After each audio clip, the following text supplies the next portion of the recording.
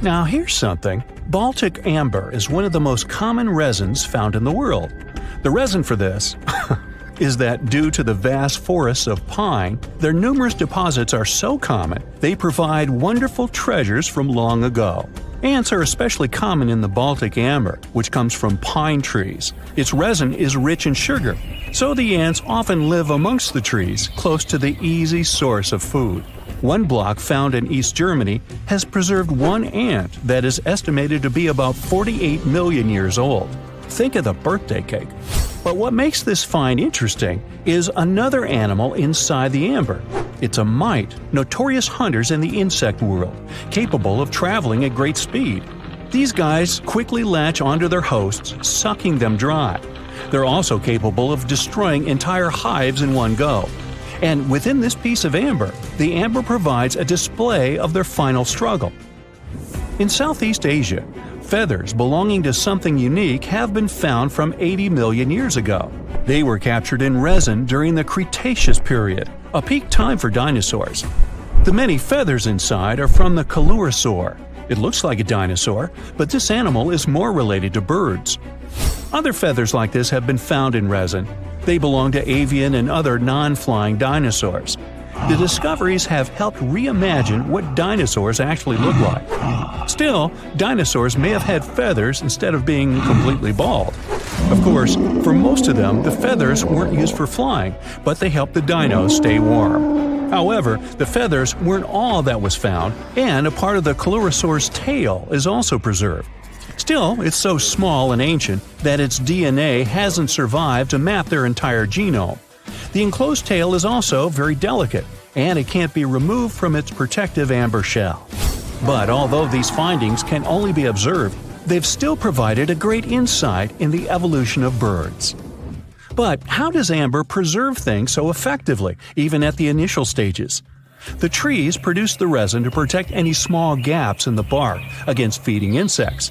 Its antiseptic nature and lack of water content ensures it doesn't degrade for a long time.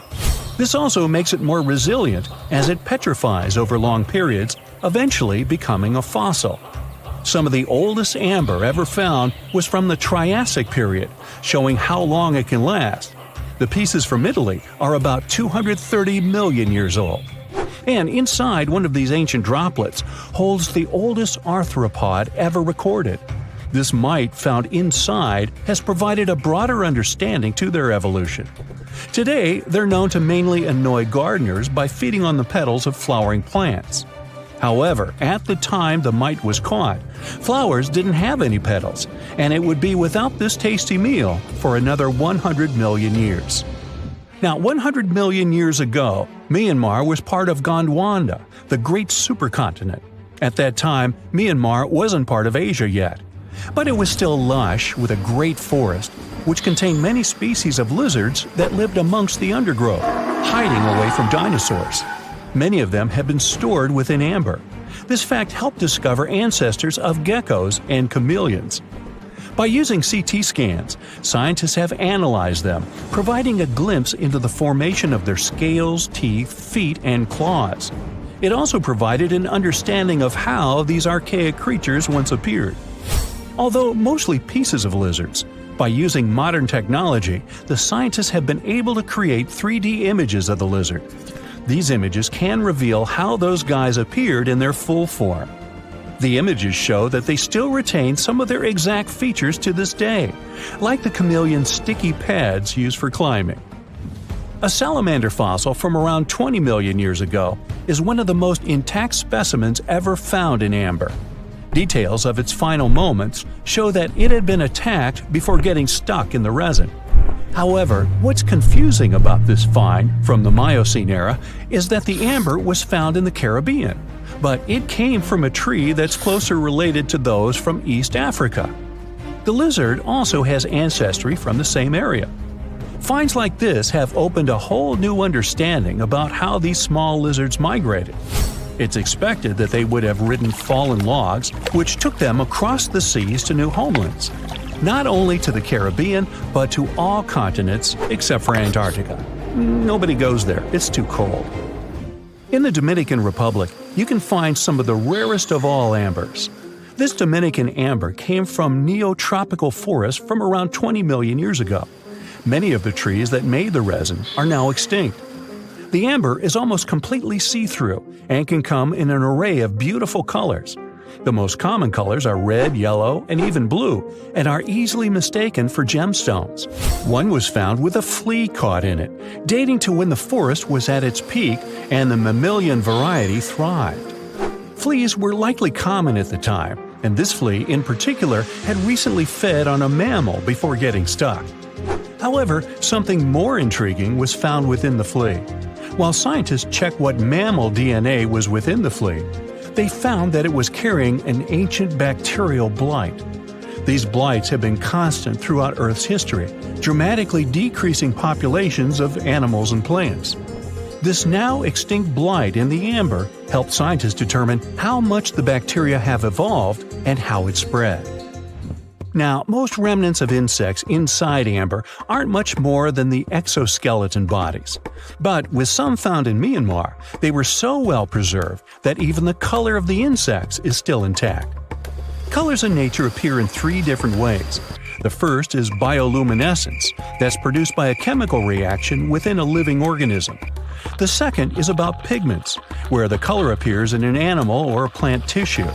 The third is called structural coloration, and the production of colors here is explained by microscopic surfaces fine enough to react with the light. The rare insects in amber were found in the form of structural coloration, but only at specific wavelengths.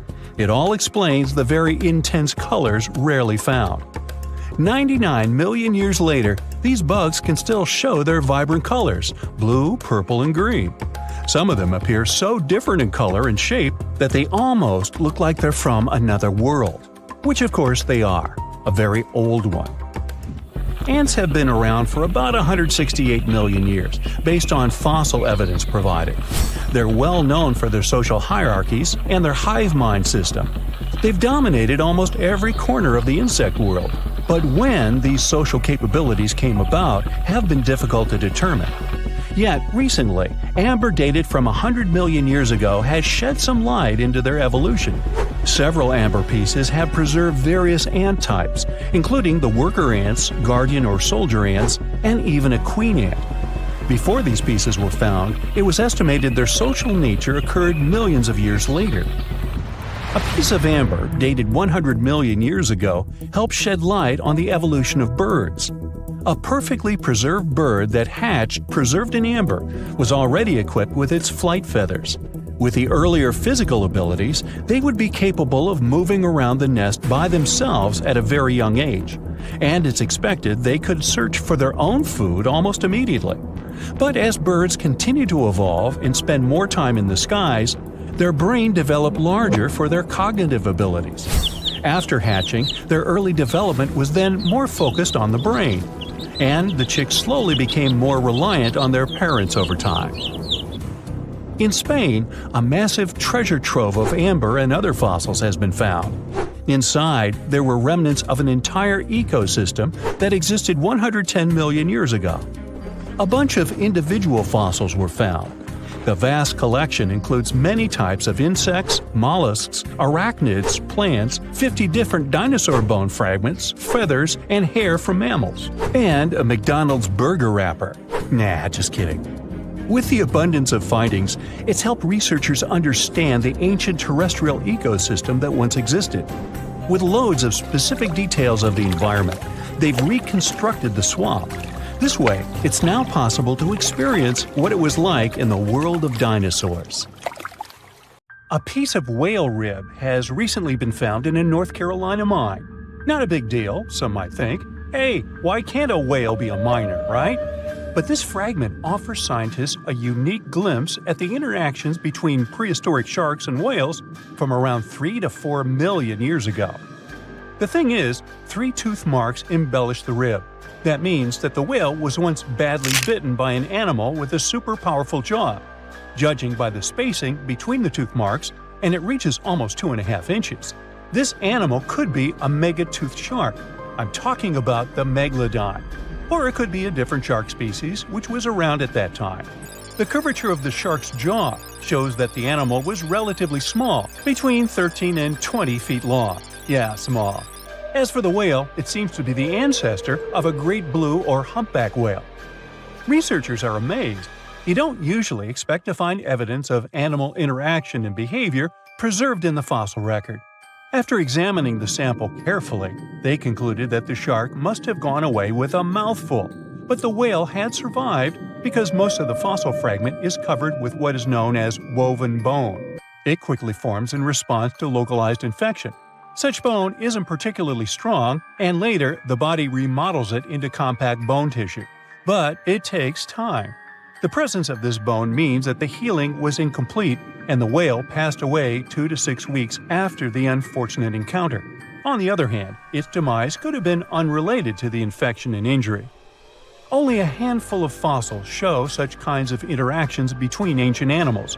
You can often find bite marks on fossils indicating where the animal passed away and its carcass was scavenged. But this fossil is one of a few examples that not only show a wound inflicted by another animal, but also demonstrate that the prey survived.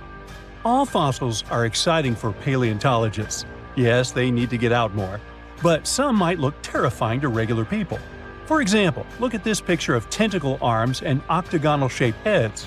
When it first appeared in mass media, internet users claimed that it was some ancient organism that had come from space. Others thought the story was fake, but in fact, both the picture and the fossil are real. The fossil is known as a mortality plate, a fossilized representation of a mass extinction event of one or several species. The fossil actually contains more than a dozen specimens of a type of marine organism called a crinoid. Despite their looks, crinoids were not plants but marine animals. This particular species lived deep underwater on the seafloor. Crinoids were related to starfish, sea urchins, and brittle stars. These creatures could attach themselves to the seafloor with stalks made up of flexible porous discs connected by soft tissue.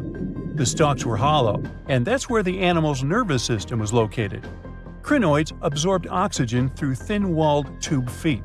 The creatures usually reached the length of more than 8 inches and had 5 arms lined with leathery-looking tentacle-like structures. They fed on plankton and sloughed off organic material. Now, even though these fossil finds seem to be super exciting, few creatures in the fossil record confuse scientists as much as the Tully Monster. This curious sea creature sported a toothy, trunk-like snout and eyes splayed out on a rigid rod. But the most bizarre thing? It has been impossible to classify. Researchers have been considering a variety of organisms, for example, segmented worms, swimming slugs, and primitive eel-like creatures, since the monster was discovered in 1966. Recently, they have even tried to connect it to some species of jawless fish with a backbone-like structure. A team of scientists from Japan has used high-resolution laser scanners to examine the anatomy of Tully Monster fossils in 3D. They concluded that the enigmatic fossil might be an invertebrate after all, and still, the true identity of the creature remains elusive. In the 1950s, amateur fossil hunter Francis Tully found a ghostly imprint of a torpedo-shaped organism with a huge tail fin in the Mizon Creek fossil beds in Illinois. Tully had never seen anything similar to the torpedo structure. He took his find to Chicago's Field Museum of Natural History. Paleontologists working there were baffled as well. Since then, scientists haven't been able to determine where the creature fits on the phylogenetic family tree, or where they should spend Thanksgiving. In 1741, an explorer and captain named Vitus Johansen Bering led an expedition to map the coast of Alaska. The ship he was on got shipwrecked on what later became known as Bering Island, and they got hungry. Half the crew survived thanks to the discovery of an extremely large sea cow. With the meat of these animals nourishing them, the sailors managed to build a small ship from the wreckage and return home. On their way back, a scientist who was among them spent his time documenting the animals and plants they had found. The sea cow was particularly interesting because without it, the crew wouldn't have survived. These animals were more than 26 feet long and weighed around 10 tons. All sea cows are member of the order Sirenia, marine mammals more closely related to elephants than cows. The scientists describe them as having black skin, a small head, and stubby forelimbs. Those sea cows floated on the water's surface, munching on kelp. After the information about these animals became widespread, sea otter fur trading expeditions made use of that convenient depot en route. Sea cows were docile and could be easily hunted. Long story short, within 27 years after the scientists mentioned those animals, they were driven to extinction. But it's not the saddest part. The fossil record reveals a much deeper and darker history. Fossils of sea cows have been discovered all over the world, from Japan to Mexico. It means that the animal once thrived in the vast kelp beds around the entire North Pacific Rim. That small population discovered by the expedition was probably the last remains of a once much larger and way healthier population. More likely, Aboriginal hunting had already reduced the numbers of these animals to near extinction levels, and the final blow came from Western hunters. The living close relatives of those ancient sea cows are rarely hunted today. Still, they're under threat of extinction themselves. To some, this amazing fossil might look a bit disturbing. Slaves' lentils are fossils that belong to animals called Numales. They lived and thrived in a warm, shallow sea covering part of Egypt around 40 million years ago. The name Numalites hints at the fact that larger specimens resemble coins, and in Egyptian folklore, they're even referred to as angel's money. These creatures have a simple, single-celled structure, which contrasts with their super intricate skeleton. Look at this series of spiral overlapping whorls. Each whorl is divided into countless tiny chambers. Numalites can grow to be 4 inches in diameter, and still, they are the fossils of single-celled animals related to amoeba. How and why did they grow to be so large? The reason could be their symbiotic relationships with other smaller organisms. In the case of modern species, such symbionts are tiny golden-brown single-celled algae called diatoms. The shells of Numalites are relatively transparent, and since they're flat, there's a large surface area for the light needed for the diatoms to photosynthesize. For some reasons, scientists are still debating about them. The presence of plant symbionts in animals dwelling in the sea encourages the growth of a calcareous skeleton in hosts. So, the gigantic size of the Numalites in Egypt could be due to their close relationship with symbiotic diatoms. Does that make sense? Fun fact: a species of Numalites evolve very fast, and their fossils change from one layer of sediments to the next. So the limestone used for the pyramids of Giza are so packed with such fossils that it's known as nummulitic limestone. This limestone also contains 2 kinds of Numalites, the smaller slave's lentils and the larger angel's money. But those are not different species, but rather different stages in the life cycle of a single species. The unanswered mysteries surrounding ancient civilizations have been a source of inspiration for many conspiracy theorists. In fact, some of these mysteries are so interesting that many of us either already believe them or would like to. One thing is for sure though, none of those thousands of conspiracy theories have ever been, classified. Or have they? We're all aware that the CIA has done some questionable things throughout history for the sake of national security, but you wouldn't expect a book to be both a national and international threat. The CIA recently declassified parts of a book that talks about lost ancient civilizations and the catastrophic events that made them vanish thousands of years ago. This mysterious book was written in 1963 by a guy named Chan Thomas, and it was going to be published by Emerson House in 1965 until the CIA got involved. For some mysterious reason, they classified the book, and it was never released to the public until recently. But here's where it gets interesting. The book was declassified in 2013 due to the Freedom of Information Act, but it wasn't released to the public until 2016, and what was released truly raises a few questions. The original version of this document was 284 pages long, but the PDF essay that was released was heavily censored, with just 57 pages, which makes it 1/5 of the whole document. The pages were edited before they were released to the public in such a way that you wouldn't even notice that the other pages were missing. Now, no one really knows why this book was classified in the first place, but it has some interesting content from what I've gathered. The author of the book had quite the imagination and a huge love for ancient civilizations. And even though what he had to say is very thought-provoking, some of it is just bizarre. He believes that our planet is locked into a never-ending cycle of pole shifts and Earth crust displacements that are responsible for the mass extinctions of many civilizations which existed more than 6,000 years ago, even before the Sumerians. He believed that these events caused more damage to the Earth than meteors, and he bases this theory on a few artifacts that exist around the world, but weren't really noticed until recently. But I'll get into that in a bit. Those mass extinctions that the book talks about include the end of the Ice Age, when huge 2-mile-thick ice sheets disappeared from northern Europe, Northern America, and Canada, and caused 100 species to go extinct. And here's how the author illustrates his hypothesis. He believes that there was a geomagnetic pole shift which caused catastrophic changes to both the atmosphere and the Earth's crust, resulting in the extinction of many civilizations over time. Now, even though the geomagnetic pole shift is a real thing, it doesn't just happen overnight. It happens really slowly, only about every few 100,000 years, according to scientists. But it's a bit more complicated than it sounds. It is a well-known fact that the North Pole is somewhere above Alaska, and the South Pole is close to the middle of Antarctica. Now, these are the geographic poles, and they'll always be north and south. However, the Earth's magnetic poles flipped a few 100,000 years ago. So if you had a compass, let's say 700,000 years ago, it would instead point south and show you the Antarctic. But the author of the book has a different theory. He believed that the flip of the north and south magnetic poles doesn't happen every few 100,000 years, but every 12,000 years, and that this flip occurs in just a few hours, causing a catastrophic apocalypse. He thinks this happens as a result of an explosion inside the Earth's core. This explosion causes the magnetic poles to flip, but it also causes the Earth's crust to move.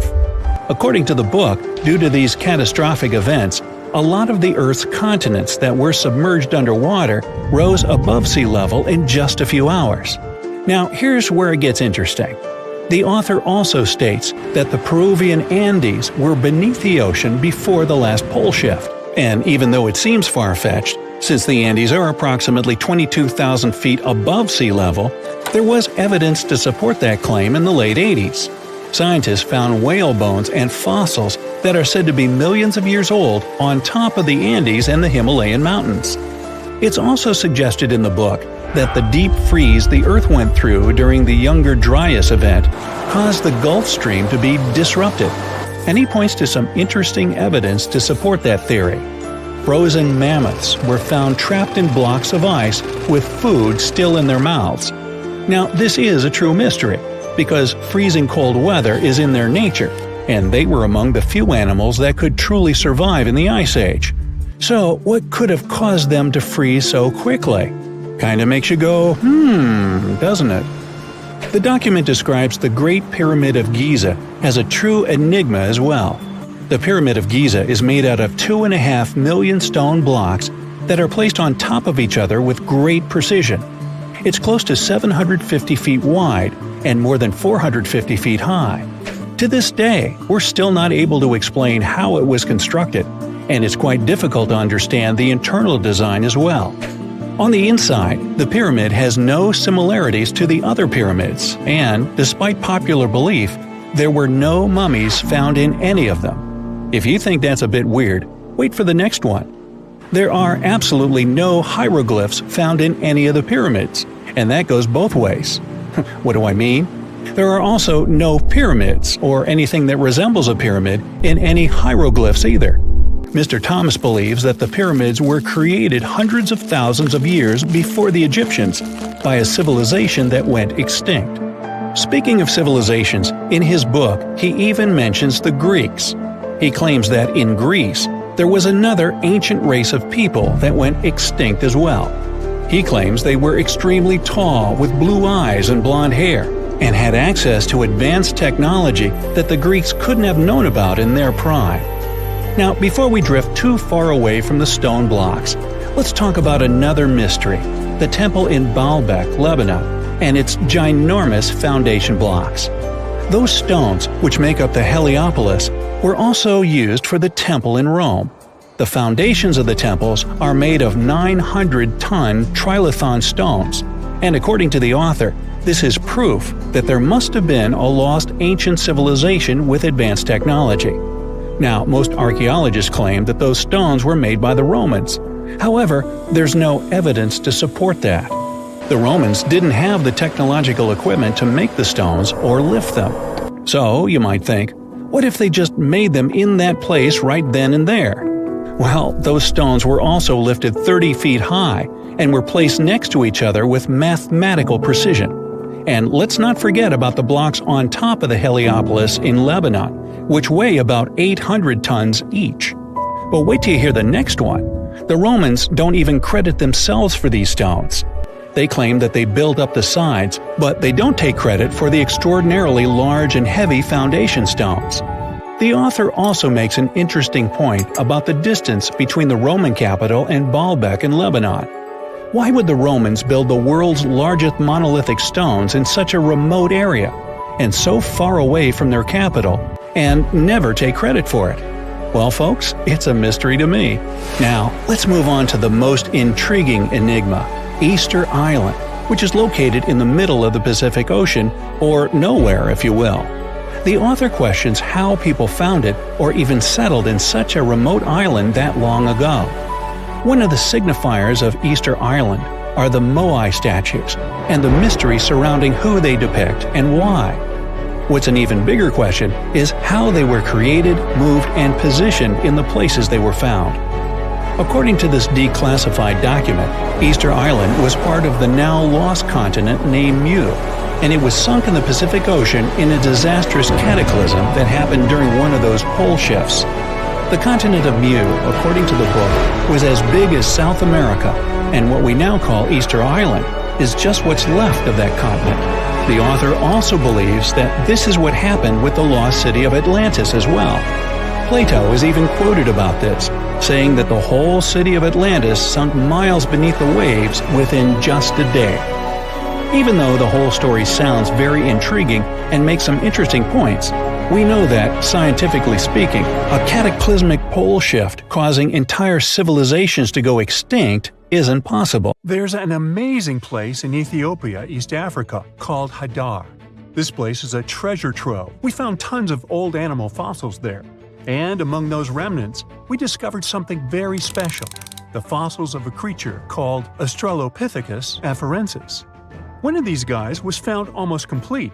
You might know it today by the name Lucy, after a famous song by the Beatles. Lucy was a small lady, only about as tall as a kitchen counter. She lived 3.2 million years ago and became a huge celebrity when we found her in 1974. She helped us learn more about our early ancestors, creatures called Australopithecines. Around 10 to 12 million years ago, there was a group of animals that broke into two branches. One of the branches led to modern apes, while the other led to humans. This separation happened because one group decided to stay in trees and became what we now call gorillas, chimpanzees, and orangutans. They moved around using all four limbs and lived in forests. But the other group decided to live on the ground and try walking on two legs. Because of that, their brains started getting bigger over time. And over millions of years, they became bald monkeys who watch videos on YouTube. Yeah, you know who you are. Lucy, like other Australopiths, was a bit different from us. She still looked like an ape and lived during a transitional stage. She could walk on two legs, but didn't do it all the time. Sometimes she climbed trees, just like a monkey. She and her buddies were the first step in human evolution. Then came a new branch of evolution, Homo habilis, or handyman. They were the first members of the Homo genus because they were the ones to start developing stone tools and first show human creativity. They probably used these tools for scavenging and processing food. We found the first clues about them back in the 1960s. They walked around East Africa about 3 million years ago. They were pretty small, about 4 feet 7 inches tall. They didn't climb trees anymore and mostly walked on the ground. Their skull shape already resembled ours, unlike the more pear-shaped heads of Australopiths. That's because they had larger brains. After them, we had Homo erectus, the upright man. They lived about 2 million to 70,000 years ago. The name hints that this was the first hominin species that walked on two legs almost all the time. They were also the first to migrate out of Africa, spreading to Asia and Europe. And here, we had the real breakthrough. Representatives of Homo erectus had even larger brains and learned to make more creative and advanced tools. They created the first choppers, cleavers, and hammers, and used flakes as scrapers and knives. They probably used a lot of things – wood, bark, and even grass to make the first strings and ropes. With all that, they learned how to hunt large animals and probably hunted together a lot. They were also the first ones to start using fire, which changed our history forever. Over time, more Homo species emerged, including the famous Neanderthals. They're known for their European roots. They split from our common ancestor around 400,000 years ago. Now, even though we share one common ancestor, we didn't evolve from Neanderthals. They were a separate branch. All Neanderthals went extinct, but our evolutionary branch coexisted with them a long time ago. Neanderthals were resourceful, hunting both land and sea creatures. They left behind thousands of stone tools and even decorated caves with paintings. They had their own ceremonies, too. They started to bury those who passed away. They probably noticed that leaving them in the wild leads to spreading diseases and attracting scavengers. But they also showed care and love in their burial rituals. Then it was time for archaic Homo sapiens. They lived around 500,000 to 200,000 years ago, emerging in Africa and Europe. This was the last leg between our ancestors and our modern species, Homo sapiens. The brain just kept getting bigger. They started to show more complex behaviors, not only burial and interesting stone tools, but also smart hunting strategies and planning for the future. They probably had a diverse diet that included both hunting and gathering. And finally, we reached the anatomically modern Homo sapiens. They emerged around 200,000 years ago in Africa. They had a similar skeletal structure and brain size to modern humans, and their behavior was pretty close to ours. They had complex social structures, started thinking in symbols, and so on. They migrated out of Africa around 60,000 years ago, spreading across the globe and eventually replacing other hominin species, such as Neanderthals. They started to create their first languages and form their first words. The first words were probably very simple, like "ah" to call someone and "ma" for babies. After evolving into our final stage, we started advancing in our cultural and technological development. This development became very rapid over the last 200,000 years. About 12,000 years ago, the Neolithic period, also known as the New Stone Age, began. It marked the end of the glacial period. Humans started living in settled villages instead of constantly moving around. This change was brought about by the advent of agriculture, which allowed people to grow crops and raise animals like goats and sheep. Early humans started to domesticate animals, such as sheepdogs, for herding. We also started making the first art, leaving famous drawings in caves, handprints, animals, mostly cows, hunting, and many others. We even created the first currency. We began using clay tokens for transactions. This marked the beginning of commerce and the use of money. And finally, we started writing. And now the events could be recorded and passed down through written records. This is when history officially began. From that point on, we saw the development of agriculture, the rise of complex societies, the invention of writing and the wheel, and the emergence of civilizations. Our tools became more and more sophisticated, languages appeared, leading to the diverse cultures and societies seen today. So, why have we stopped evolving? The truth is, we haven't. Human evolution is an ongoing process, although it's not as dramatic as it used to be. We adapt to different environments, have different skin tones, appearances, body sizes, and genetic mutations that have influenced traits like lactose intolerance or resistance to certain diseases. But the world we live in today is very different from the one our ancestors inhabited. We don't suffer as much because we've developed technology, culture, and social systems. Thanks to this, evolution slowed down, seeing that we're doing okay as we are now. What we started experiencing is cultural evolution rather than a physical one. Plus, 200,000 years is a pretty short time period, considering the time span of the universe or even of our Earth.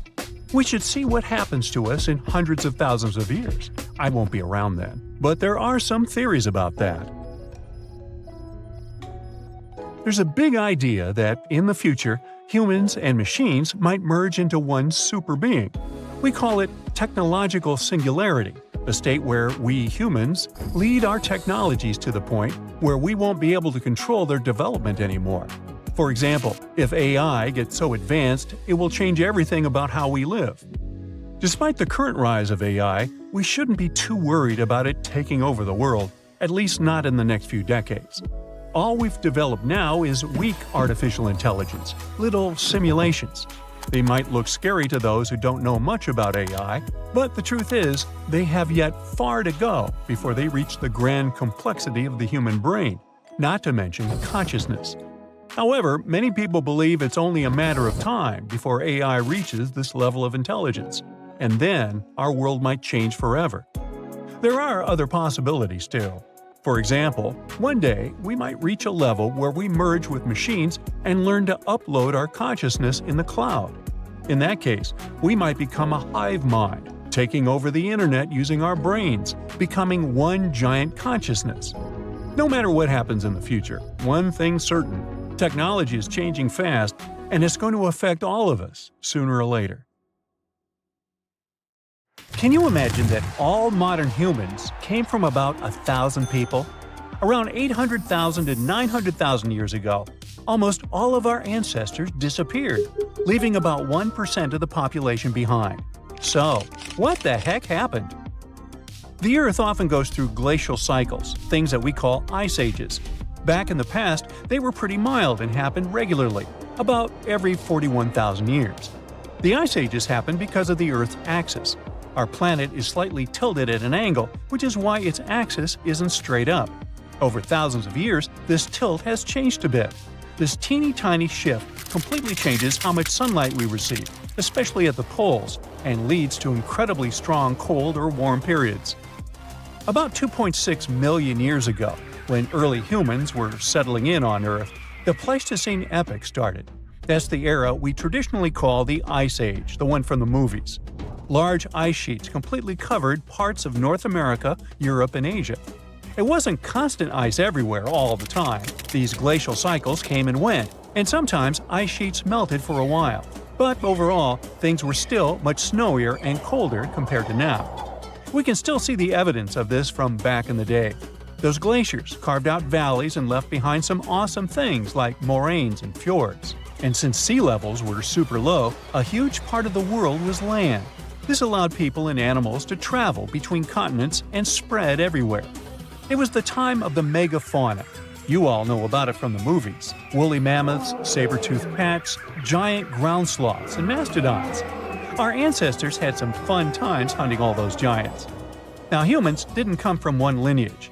It wasn't like monkeys slowly turned into humans. We also consisted of many species: Homo erectus, Neanderthals, and so on. But only one species, Homo sapiens, survived and turned into modern humans. Harsh conditions forced them to get smarter. They learned how to make tools, clothing, and shelters to survive. They became hunter-gatherers and invented fire, which turned out to be super useful during the Ice Age, you think? But they had no idea what horrible change was coming. Something disastrous happened about 800,000 to 900,000 years ago. Humans faced a drastic population crash. Only 1,280 people survived, give or take. Some 99% of early humans were wiped out, and this tiny 1% was lucky enough to become our ancestors.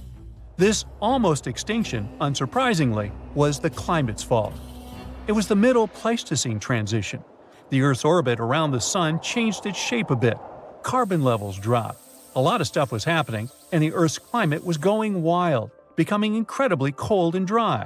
The seas suddenly got chillier, and Africa and Eurasia experienced horrible droughts. Looking for food was almost impossible. Scientists learned this by taking the DNA of about 300,000 people from all around the world. They used a new method to help them map the history of human evolution over 1,000,000 years and learn more about it. No wonder we can barely find any fossils from that time. There was almost no one around. What's interesting is that before that happened, most apes had 24 pairs of chromosomes. But because the population became so small, 2 sets got fused together, and we ended up with 23 pairs.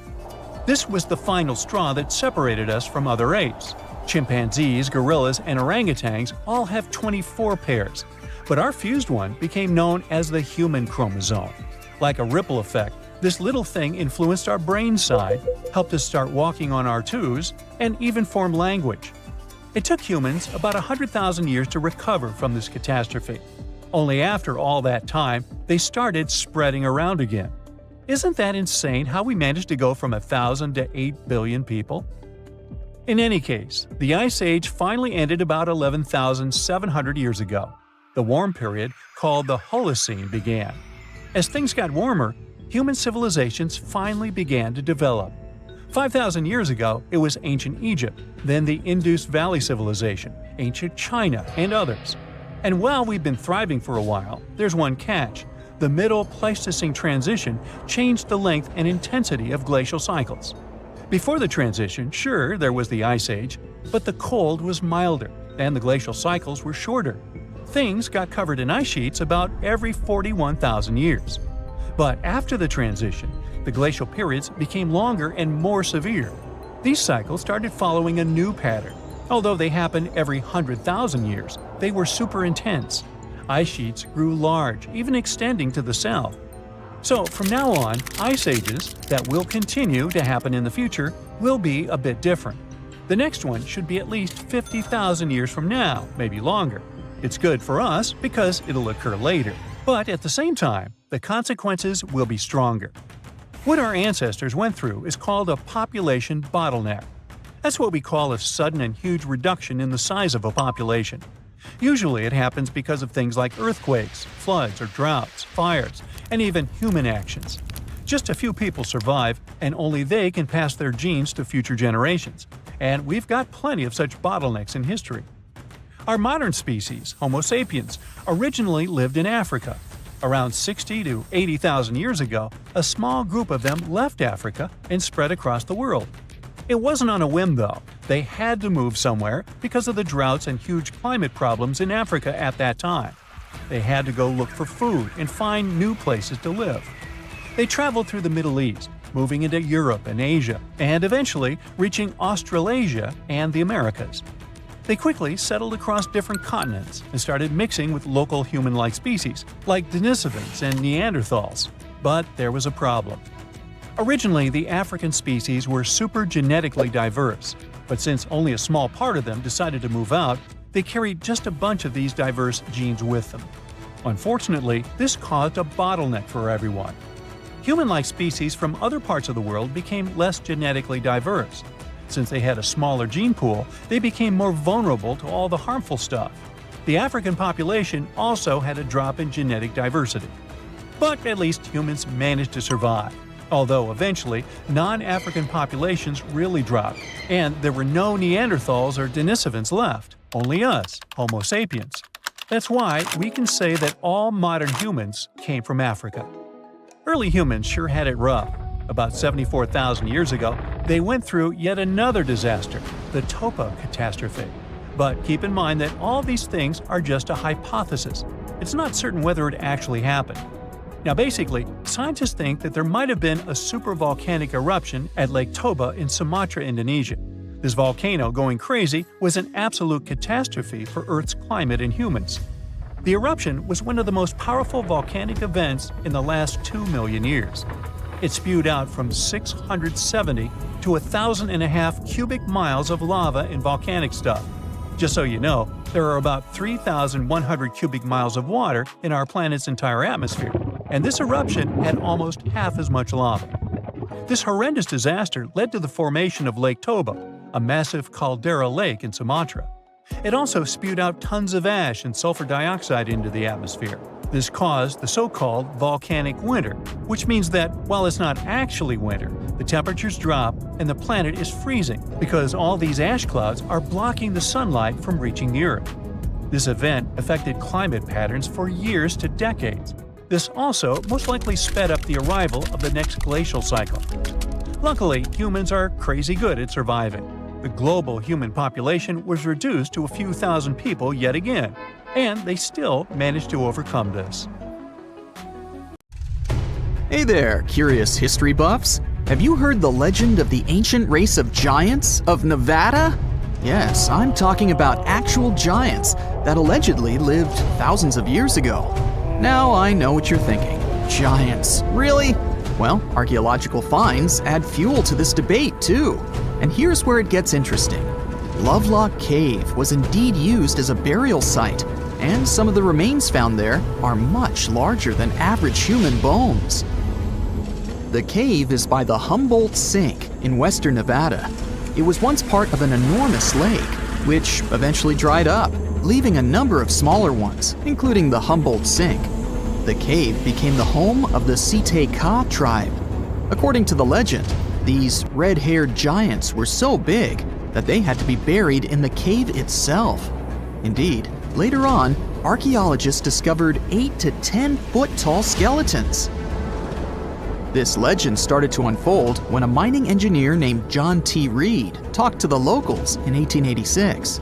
Once Reed saw the cave, he knew he was onto something. The news spread soon, but the cave was attracting another type of attention too. The deposits of a fertilizer known as guano were discovered inside the cave.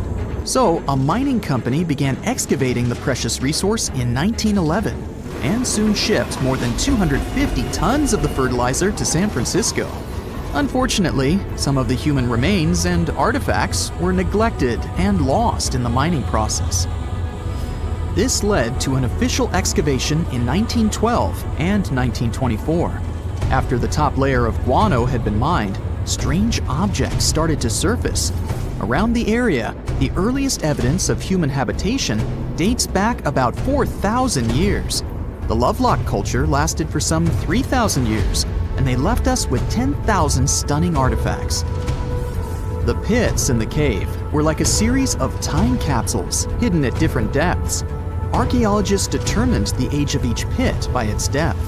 It turns out that many different groups used the cave for storage over a really long time, and the things they stored there give us a really cool glimpse into their cultures. It's like a giant ancient storage unit full of hidden treasures. What have the researchers found besides the giant bones, you might ask? Some other bodies were mummified using a method similar to the one applied by ancient Egyptians. These remains also had something in common with the bodies discovered as far south as Lake Titicaca. Both mummies had some red hair.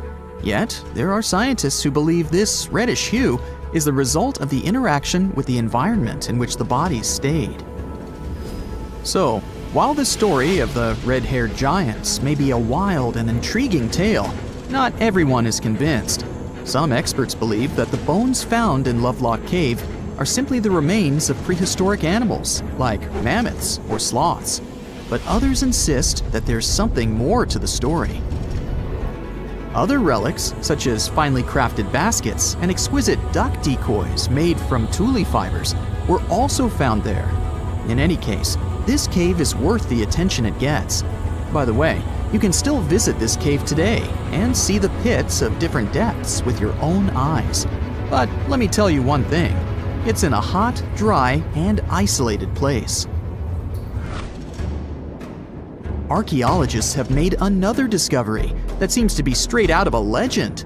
They think they found the palace of the one and only Odysseus, who was the legendary Greek king of Ithaca and the hero of Homer's epic poem. Move over, Indiana Jones.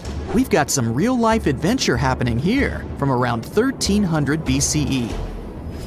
Apparently, this is the only palace mentioned in Homer's epic poems that hasn't been found.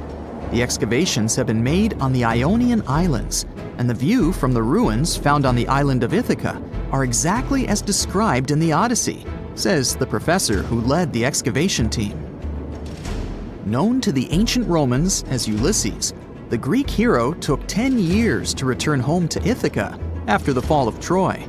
For many years, Homer's other epic, called the Iliad, which tells the story of the protracted siege of Troy by the Greeks, was regarded as a myth too. But then, in the 1870s, Troy was rediscovered in modern-day Turkey's Çanakkale city. So, if they found Troy, who's to say they couldn't find Odysseus' home?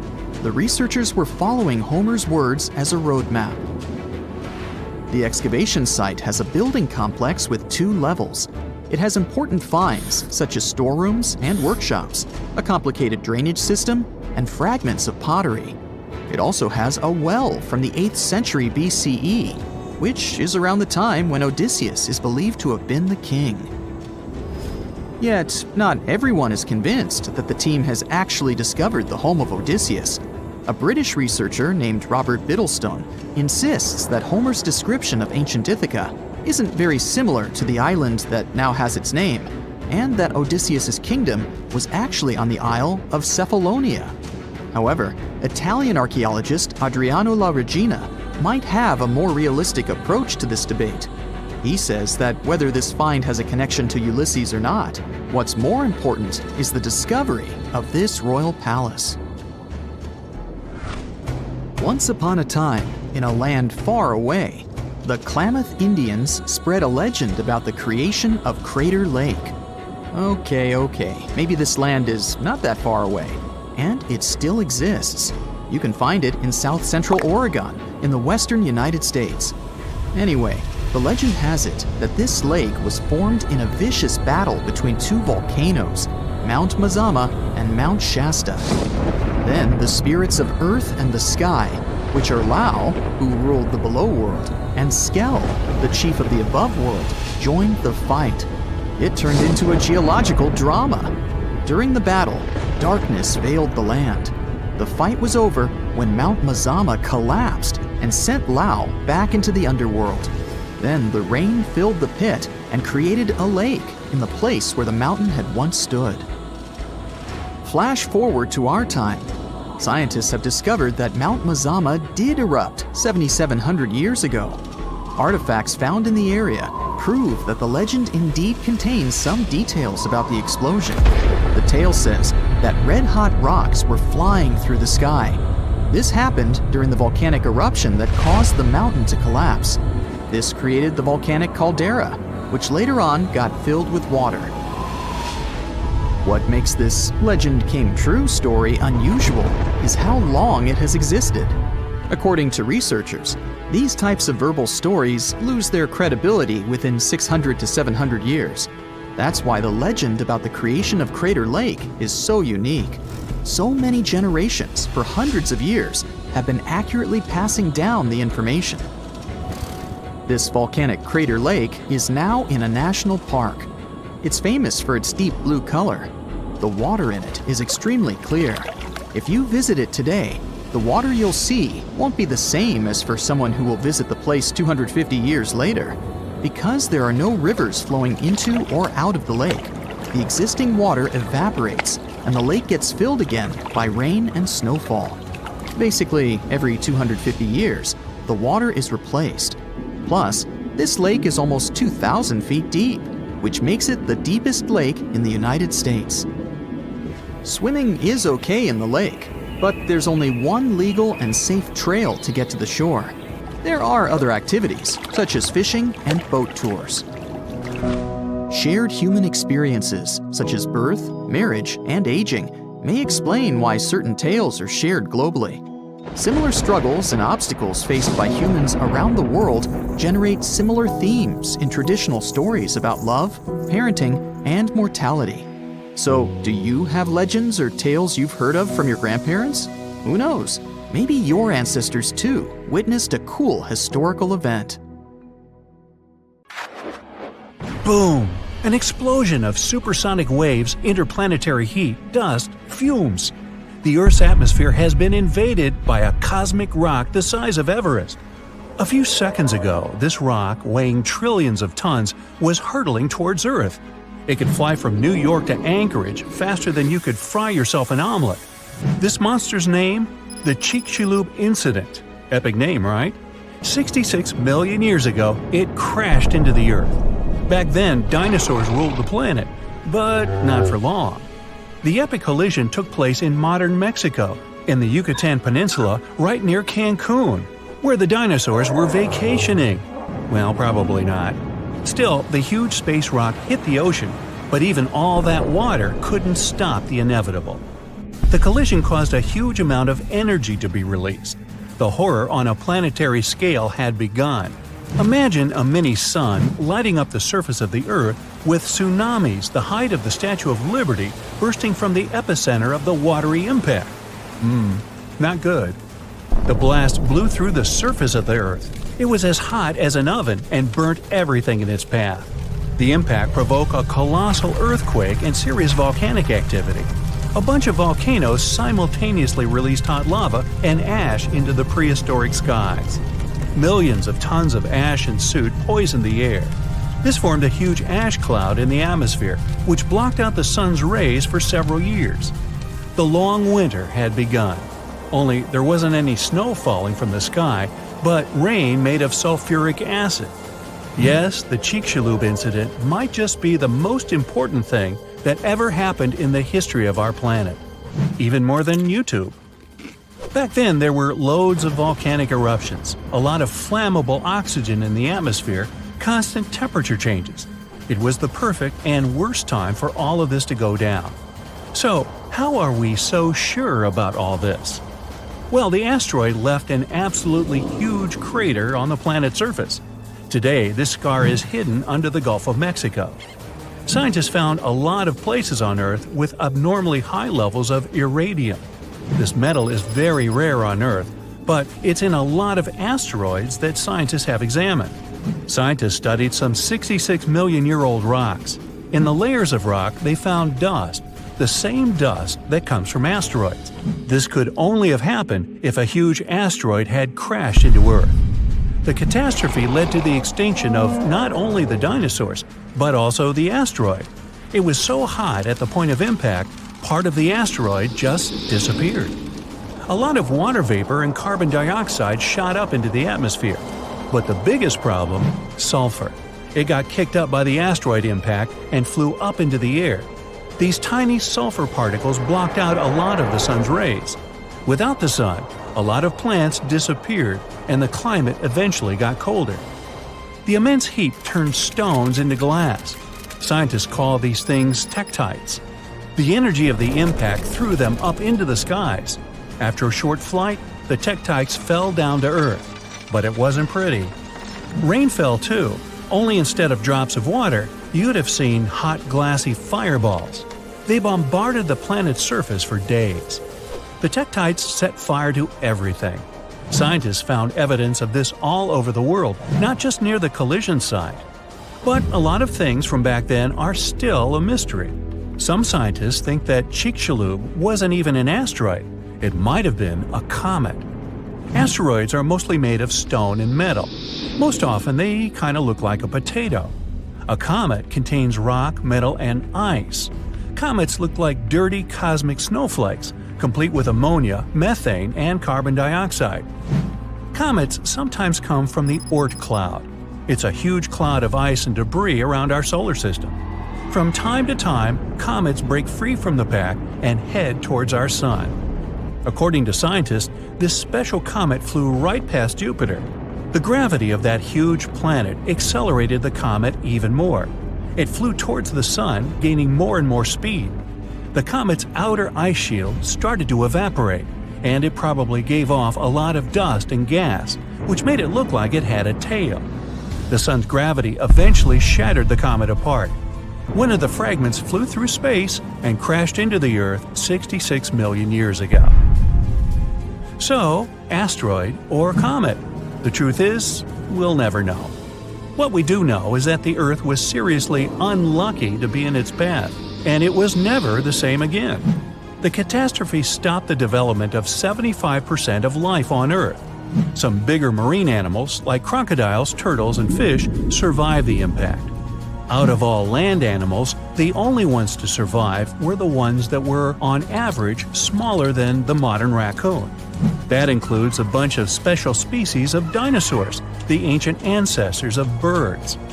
Scientists believe they survived for two reasons. After the huge impact, it took a long time for plants to start growing again, and a lot of animals didn't survive. Most remaining animals didn't have enough food. But these dinosaurs had a beak. With its help, they could split open nuts and dig seeds out of the soil, so they survived. The second reason is that these lucky guys had bigger brains. Some people think that they were able to cooperate with each other and quickly adapt to the new conditions. Other life forms survived too. Fungi and mold survived underground and underwater. Gradually, the darkness cleared away, and ferns began to take over the lifeless landscape. After a few thousand years, forests started to reappear. The animals that survived were pretty much all inconspicuous and small creatures. They lived in burrows, safe from all that hot ash. Before the collision, mammals had lived in the shadow of dinosaurs. But with all the dinosaurs suddenly gone, things were about to change. Mammals were able to take over. They began to dominate life, at least on land. Back to the moment when everything changed. Turns out, it wasn't the size of the asteroid that made it so powerful. It was more about the angle in which it hit the Earth. If the angle of impact had been different, the dinosaurs might have even survived the catastrophe. So, what would that have looked like? Well, let's travel back, way back. Oh no, there's a giant asteroid heading for Earth. Oh, wait, never mind, it missed. Whew. There are plenty of earthquakes, tsunamis, and volcanic eruptions every day, but dinosaurs don't mind that much. No big deal. Fast forward a few million years, and most of these ancient lizards have changed and are now unrecognizable. Thanks to a couple of ice ages, many dinosaurs are now totally covered with feathers to protect them from the cold. Mammals exist, but they're few and far between. You see a lot of bats in caves. There are tons of rat-sized rodents in the forests. During the day, they hide in the undergrowth or in burrows. At night, they go out in search of food. There are no horses, no elephants, or other large mammals. Why become large and eatable when there are so many dangerous reptiles with huge fangs around? There are no whales in the sea. Parrots, hawks, and pigeons are nowhere to be seen. But pterodactyls 2.0 whiz past you constantly. Some are about the size of a helicopter, while others are no larger than a swan. There are plenty of primates, but they're in no hurry to climb down from their trees and walk on two legs. No venturing out into the savannah, no evolution into Homo sapiens. In this alternate reality, open spaces are very dangerous. But then again, so are forests and trees. Nowhere is safe. To get some delicious primate treats, many smaller dinosaurs learned to climb trees. This was already happening back in the Cretaceous period, right before that huge asteroid just missed Earth. Whew, that would have been an epic collision. Dinosaurs have grown wiser since that near miss. Some are even as smart as a modern chicken. A large brain uses a lot of energy, and that's not always a good strategy for survival. Safer to keep brains small and keep making those teeth bigger and pointier. We've all been afraid of the dark at some point in our lives, haven't we? I mean, do you remember getting tucked into bed by your mom or dad after they read you some scary fairy tale with monsters and dragons or even dinosaurs? But just as your parents were about to turn the lights off and silently step out of your room, you remembered. What if there was something hiding under your bed? Or worse, what if some spooky creature was stuck somewhere in the closet? You could probably get up and check, but it was too dark out there. Wouldn't it be great to have some source of light that would come from within your body? You could always use it whenever you get surrounded by darkness. Unfortunately, as humans, we aren't able to do that. But there are a bunch of creatures out there that can, in fact, light themselves up. That's thanks to a little something scientists call bioluminescence. Animals and fish living in the ocean tend to have this talent more often than others. And you can find these creatures anywhere, close to the surface or deep down at the bottom. 2.5 miles deep if you have a knack for numbers. These creatures use their light for a lot of things, like communicating with other members of their species, luring in prey, and even scaring away enemies. Bioluminescence is basically an organism's ability to emit its own light. Chemistry has a lot to do with it. Such animals use two chemicals, one called luciferin and the other called luciferase. Add a bit of oxygen and bam! Light! Should you ever wonder if you actually observe bioluminescence or if someone just dropped a glow stick in the ocean, be on the lookout for neon blue, green, or even red sparkles in the sea. They're usually spread over a large area. This can even make the water look like glitter or a starry sky. You can thank squid, tiny crustaceans, and algae for this romantic atmosphere.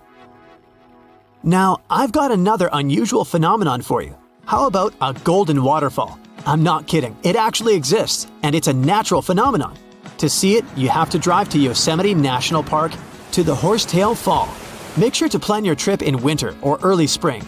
That's the only time during the year when you can see this awesome phenomenon. It doesn't need any scientific explanation.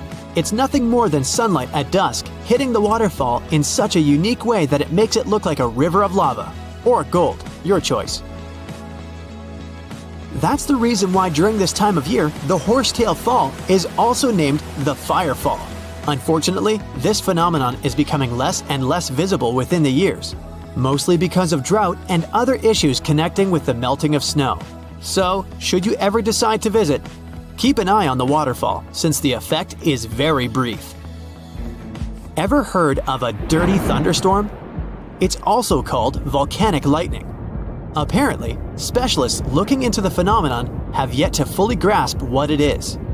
When a regular thunderstorm happens, particles with positive and negative charges collide, hence the giant spark we call lightning. It also makes a lot of noise, which you can recognize as thunder. But when a volcano is erupting, some of the volcanic ash particles get electrically charged, and while getting projected into the air with a huge force, they collide and cause electrical discharges. This whole process makes it look like there's lightning coming from the volcano itself. Imagine all that ash, gas, and smoke coming from the crater, and then add some electricity to the mix. It'll make the whole picture look really bizarre. No wonder this phenomenon is called the dirty thunderstorm. Now, how about clouds that look like waves? Those are called asperitas clouds, and they're actually quite close to the ground, unlike your regular day-to-day clouds. The name comes from the word aspero, which in Latin translates to rough or uneven. On rare occasion, you may spot such clouds when the weather is calm, but they're mostly associated with thunderstorms. These clouds appear during unstable atmospheric conditions, and surprisingly, they don't produce rain. Even though they do resemble dark storm-like clouds, they also create random patterns, tricking your eyes into thinking you're looking at the surface of the sea from under the water. Another impressive kind of cloud is called mammatus clouds. What makes them so special is a series of bulges emerging from the base of each cloud. One such cloud enters a level in the atmosphere where the wind direction changes. You can see these wave-like patterns in the sky. Australia is the place for you if you like surfing, but not all the waves you can catch there are made of water. Near a town called Hayden, there's a mysterious wave made out of rocks. This granite formation supposedly dates back to 2.63 billion years ago. That's way before dinosaurs started hanging around the planet. Standing at 49 feet high and 360 feet long, the wave was formed as a result of two processes: weathering and erosion. There's softer sediment at the base of the wave rock, which was chemically weathered by groundwater. Winds and rain did the rest of the job, causing the erosion of the rest of the formation. Its red, yellow, and gray stripes are made of iron hydroxide, carbonates, and other chemical compounds that were washed down by the rain. You've made it to Australia, so stick around a bit more. There's one more location here that seems unreal. You'll need to fly over this one, however, if you want the best picture. In the western part of the country, surrounded by green woodlands, there's a series of lakes. They're all a staggering shade of bright pink. Out of them all, the most famous is Lake Hillier, a 2,000-foot-long reservoir. It's surrounded by both sand and a forest of eucalyptus trees. This makes the cartoon-like hue of the lake stand out even more. One of the many theories explaining the color of these mysterious lakes is connected with algae. These algae appear to gather high levels of a substance called beta-carotene, which has a red-orange pigment in it. Another explanation involves haloarchaea. Those are microorganisms that sometimes look red. Even if you don't enjoy flying, the lakes are great for taking a swim. They're not toxic, even though they have loads of salt in them. This means you'll be able to stay afloat easily, and the water won't damage your swimsuit. During winter up north in Canada, a bizarre phenomenon happens at Lake Abraham in Alberta. Underneath the frozen surface, you can spot some weird objects that look like frozen jellyfish. It's definitely not the case, as these creepy formations are just frozen methane bubbles. Those are pockets of gas that were trapped underwater and got stuck there after the lake had frozen. They appear when leaves and grass fall into the water and bacteria digest them. This process transforms them into methane. This phenomenon is as beautiful and strange as it is dangerous. The pockets of methane can easily become highly flammable. When the temperatures rise during the spring, the ice melts and these bubbles start popping and fizzing. It's a spectacular sight to observe. Picture a lake filled with soda. Remember not to bring any source of fire. It can be very dangerous for visitors. You can check out these types of lakes all across Canada's Banff National Park. Nature often tends to make its own music. Just listen to the sound of crickets at night, or the soothing noise of a waterfall. But in Bucks County, Pennsylvania, there's a strange geological phenomenon which takes nature soundtracks to a completely different level. These are called the ringing rocks, and scientists still can't explain their unusual behavior. If you strike these rocks with a heavy object, like a hammer or another rock, the stones will make a ringing sound, as if they were hollow, but they're not. What makes the ringing rocks even more bizarre, apart from the mysterious sound they make, is that no animal wants to hang around there. Even though the rocks are surrounded by a thick forest, scientists haven't managed to trace any animal activity in the area yet. Even more striking is the fact that despite all the trees around the rocks, you won't find any leaves lying on the boulders. What makes these rocks so unappealing for both animals and vegetation is still up for debate. Have you heard of Göbekli Tepe? It's an ancient site in Turkey that literally made historians rewrite history books. Over 11,000 years ago, a group of prehistoric humans crafted an enigmatic masterpiece that's even older than Stonehenge.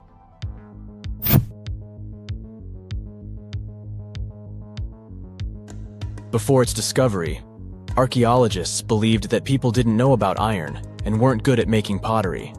They were sure that settled life only emerged with the need for agriculture.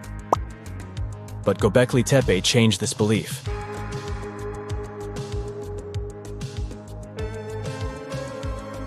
The place has revealed that it was the temple that paved the way for a settled life, not agriculture. Until this discovery, researchers believed that farming was the catalyst for sedentary living. Meet Professor Schmidt, the guy whose findings changed this theory. He managed to prove that hunter-gatherer communities laid the very foundations of this way of life.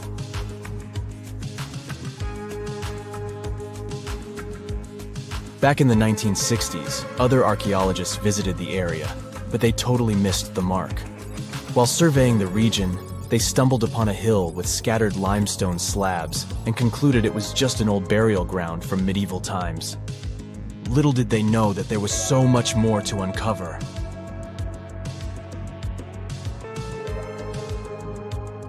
In 1994, Schmidt embarked on his own survey of prehistoric sites in the area.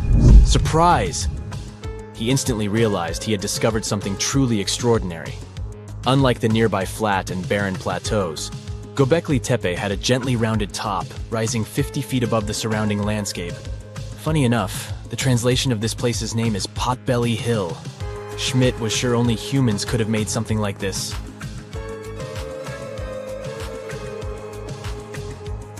Those broken limestone pieces that were mistaken for gravestones turned out to be way more exciting.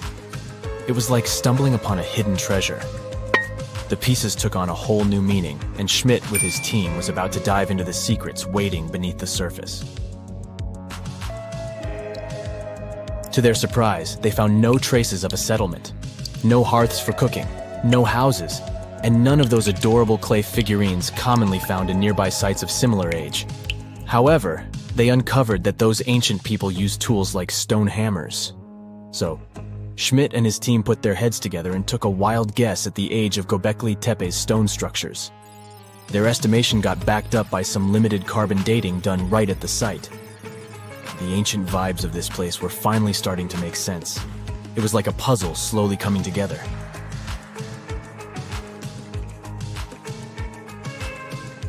You may think that back then, people didn't have special tools to create something as cool as Göbekli Tepe.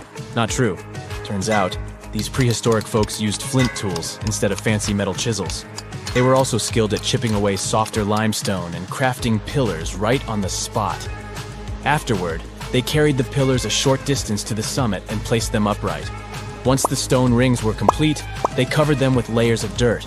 Over time, they added new rings, and voila! You've got a cool hill to impress people in the future.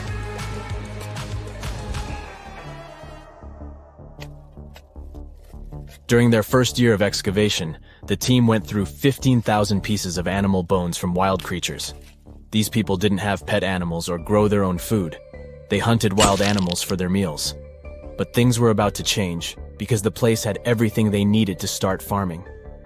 Scientists say they had wild sheep and wild grains that could be domesticated. And guess what? Just 20 miles away, geneticists found evidence of the world's oldest domesticated strains of wheat at a prehistoric village.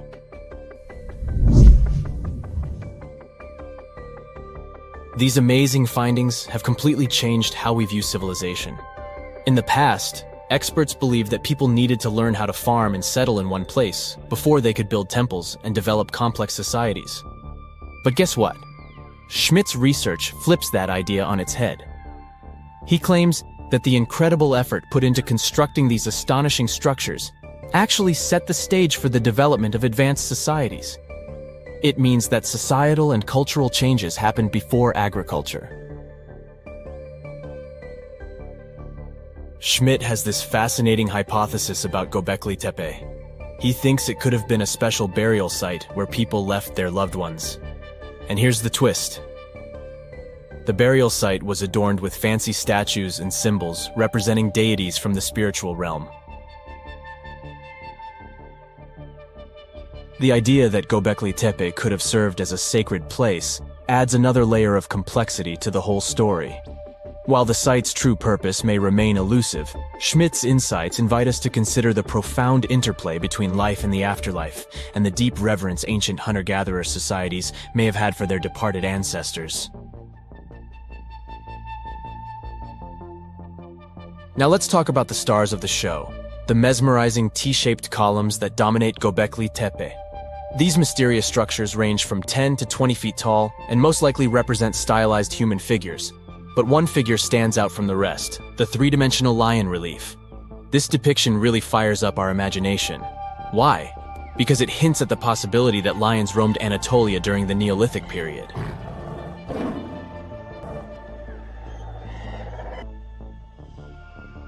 These standing stones are arranged in circles and placed in rectangular pits. Each circle has a similar setup. Two big T-shaped pillars in the center, surrounded by slightly smaller ones facing inward. Talk about a stylish arrangement. These towering pillars reach a whopping 16 feet and weigh between 7 and 10 tons. Some pillars are plain and simple, while others are like works of art with intricate carvings. Foxes, scorpions, and vultures come to life, crawling and twisting on the pillars' sides. But it's not just animals depicted on these stones. Some pillars have abstract shapes representing humans, and even small carvings of clothing items. Some of them even have belts. Now, there's one pillar that stands out from the rest like a rock star. This super old stone pillar suggests that a comet crashed into Earth. It happened during a chilly period that lasted about 1,000 years.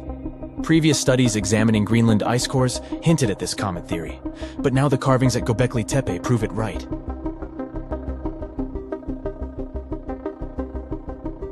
The carvings on the pillars are like a historical comic strip.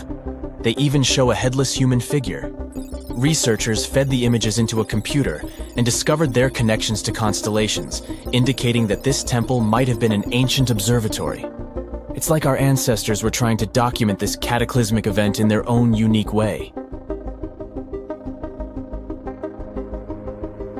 Archaeologists have been excavating and researching Göbekli Tepe since the mid-1990s, peeling back layers of history and providing us with a deeper understanding of the intricate relationship between various elements. They have no plans to stop the whole process for another 150 years. Who knows what else they'll find? You see, Göbekli Tepe has been labeled purely as a ritual site with no signs of domestic activities. We were led to believe that the absence of water meant it couldn't support semi-sedentary communities. But scientists believe it's time to shake things up and approach Göbekli Tepe with fresh eyes. It's time to question what we believed before and use new evidence and different ways of thinking. Like, there might have been a group of people living in the area who didn't stay in one place all the time. They moved around a bit but still had their own civilization, living in the area semi-sedentarily. Göbekli Tepe is not just home to a single temple, but an astounding collection of over 20 ancient structures.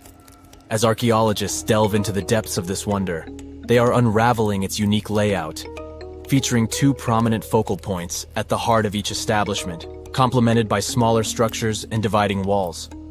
What's even crazier is that in this area, there are over 200 obelisks, which are narrow tapering monuments. Well, hey there. We dive back in time and into the oceans over 500 million years ago. Just, because we can.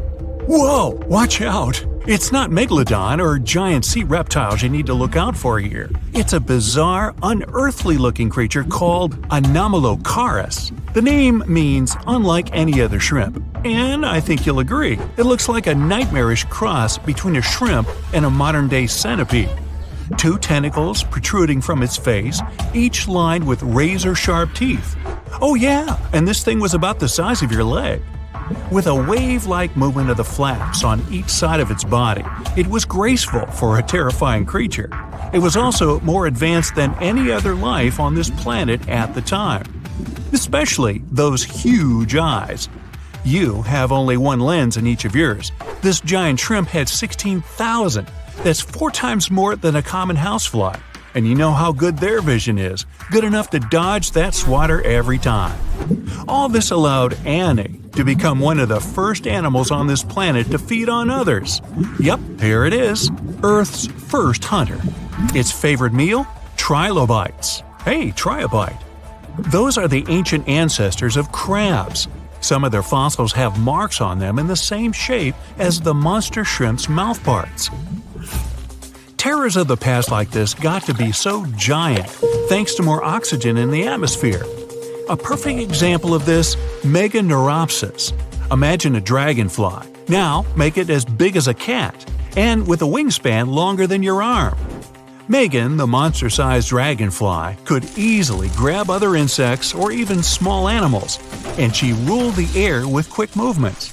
Back then, there were still no large birds or other airborne enemies for this behemoth bug, so it was safe and free to grow as large as this planet would allow. Piranhas of the past were also jumbo-sized. Mega piranha was about 3 times the size of the river terrors we have today. Its bite force was about the same as a tiger's, and those striped kitties bite down 2 times harder than lions. That means it probably not only dined on other fish and any land creatures that, got too close to the water, but it could also easily crunch down on large turtles and other unlucky shelled creatures. And fun fact, modern-day piranhas bark like dogs when they're about to enter a confrontation. It actually sounds more like a frog's ribbit. But makes you wonder, what did this mega-sized ancient cousin sound like? A bear roaring? How about giant sea scorpions the size of your bed? Go back about 460 million years and you'd see them swimming under you. And watch out for that tail. Scientists still don't know if these creatures could use it to inject venom like your standard land scorpion, but something tells me I wouldn't want that thing anywhere near me. Then there's this guy, Therizinosaurus. Terry looks sort of like a goose with long arms. Oh, and did I mention this goose dino is about 2 stories tall and longer than a bus? Yow! Its arms make the T-Rexes look even more bite-sized, each 8 feet long, almost triple the length of T-Rexes. And on the end, razor-sharp claws the size of your whole arm. Now, don't worry about those lengthy claws too much, though. Terry probably used them to cut through giant termite nests. So, this huge reptilian goose was more interested in eating bugs and plants. Another mega monster for you, Megatherium. The giant ground sloth could look a giraffe straight in the eye and weighed as much as a hippo. It moved mainly on its hind legs and used its massive tail as support. He had huge paws with colossal knife-sized claws. The sloth could use them to defend itself from enemies and to bend tree branches in search of food. But the biggest danger to the giant ground sloth wasn't dinosaurs or saber-toothed tigers, it was our own species. Yep, humans showed up just in time to meet this fellow, and to, eat him up. Titanoboa was a terrifying 50-foot snake, as long as the great megalodon itself. It was also more than 2 times heavier than the heavyweight champion among snakes today, the green anaconda. Crocodiles were a regular on this serpent's menu. Titanoboa could swim 3 times faster than the fastest Olympic swimmer our species has ever seen. It was quicker and more dangerous in the water than outside it. And don't forget the boa part of its name. This massive snake wasn't venomous. Instead, it liked to squeeze. Remember that giant shrimp from earlier? Well, Opabenia looks like its teeny-tiny finger-sized cousin. And instead of 2 toothy tentacles, this thing had a vacuum hose coming out of its face. On the end of that trunk, what looks like a single crab claw. Add 5 eyes and a mouth under its head, and you've got a recipe for something not of this planet. Only it is. This creature used its trunk like an elephant does. Its claw grabbed food from the bottom of the ocean and brought it up to its mouth. This thing is so weird-looking that, apparently, when the scientists who discovered it presented his findings to an audience, they all laughed as if he were joking. Now, a real-life monster, the Tully Monster. From a distance, it looks a bit like Nessie, that long neck and teeth-lined jaws.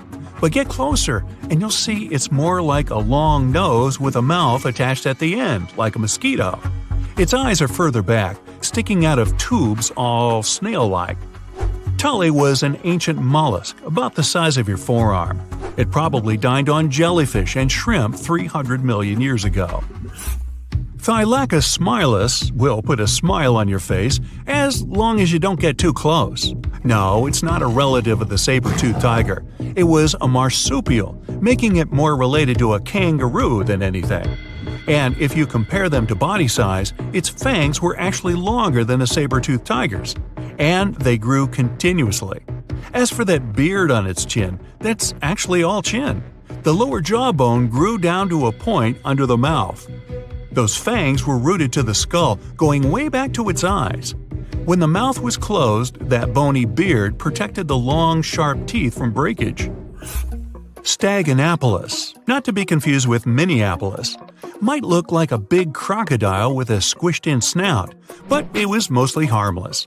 Its small head and very few teeth meant the reptile didn't have much to work with when protecting itself.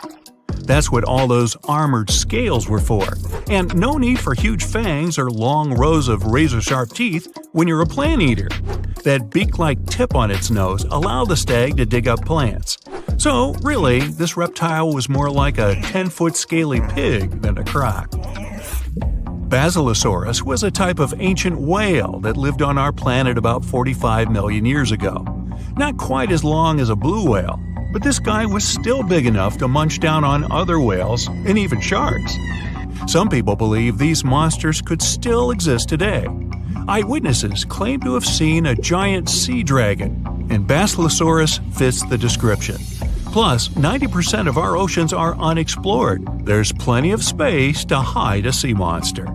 But scientists haven't found any fossils of this ancient whale younger than 3.7 million years. So, this myth is busted. Stegosaurus is one of the most recognizable dinosaurs that ever lived. It can easily be distinguished by those huge spikes on its tail and the bony plates on its back. It was twice as long as a giraffe and nearly 5 times heavier. But compared to its body size, it had the world's smallest brain. It was no larger than a dog's. Pelagornis had the largest wingspan of any bird ever discovered. It was twice the size of the largest bird today, the wandering albatross. Such huge wings made it hard for the bird to take off. It could only do so by jumping off cliffs. And when it finally spread its wings, this giant could only go about 40 miles per hour. The fastest bird today can reach speeds 5 times that. In a frosty Canadian park, hidden deep beneath layers of thick ice, scientists discovered a bizarre skeleton they named the Frozen Dragon. The skeleton had been in the frozen ice for millions of years. It took experts decades to work out the species of this strange fossil. It was identified as a new genus of pterosaur. Pterosaurs were massive flying reptiles with wingspans of over 16 feet. Their heads were 3.5 times the size of their bodies. Pterosaurs lived 76 million years ago, when they soared above the dinosaurs. Scientists described them as the biggest, meanest, and most bizarre animals that ever flew. The new genus has been named Cryodragon boreas, which translates to Frozen Dragon of the North Winds. In 2013, a young mountaineer was climbing one of the tallest mountains in Western Europe, Mont Blanc. He noticed a strange metal box poking out of the snow. The mountaineer pried the box open and found that it was filled with precious rubies, emeralds, and sapphires. The climber immediately handed the box to the authorities. It was discovered that the box likely belonged to a passenger on one of 2 flights from India that crashed into the mountain over 50 years ago. The box was valued to be worth over $200,000, and authorities are still searching for the heir to the small box of treasures. In northwest Siberia in 2007, a reindeer herder was on an outing with his sons when he noticed something strange in the ice. The man realized it was a frozen mammoth calf and immediately contacted the local museum. The calf was named Luba and was the best preserved mammoth mummy in the world at the time of its discovery. Luba had been in the ice for 41,800 years and is around 30 to 35 days old. From trunk to tail, the mammoth calf is roughly the same size as a large calf. If you're interested in seeing for yourself, Luba travels to museums all around the world. On the frozen continent of Antarctica, covered in layers of ice and snow, is Mount Erebus, the frozen volcano. The volcano was discovered in the middle of an eruption in 1841 by explorers on an Arctic expedition. The volcano is over 12,000 feet tall and has been active for the last 1.3 million years. Deep within the middle of the volcano is a huge crater filled with large volumes of molten lava. The volcano has occasional explosions, which means it's classified as being in continuing eruption. However, these eruptions are nothing to worry about because they're generally rather small. Back in 1991, 2 hikers were traveling across the Italian Alps when they stumbled across a body that they presumed to belong to a recently lost hiker. The duo trudged back down the mountain to report their unfortunate findings. Once the remains were recovered, it was clear that the body was not recent at all. Scientists determined that the Iceman was more than 5,000 years old and named him Otzi. The discovery was unlike anything scientists had ever before seen because the body was so well preserved. For years, Otzi was studied by scientists who discovered that our ancestors have a lot more in common with us than we ever knew before. Otzi was covered in ink body art. research done on the contents of his stomach revealed that his last meal was dry cured meat, similar to the bacon we eat today. Otzi has at least 19 relatives living today, somewhere in Central Europe. Scientists were researching ancient squirrel burrows in Siberia when they came across something interesting. One of the squirrels had hidden away precious seeds deep beneath the ground.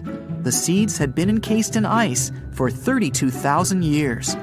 The seeds were for the flower Silene stenophilia, which had long since gone extinct. Amazingly, scientists were able to recover plant tissue from inside the seeds and grow an entire crop of flowers.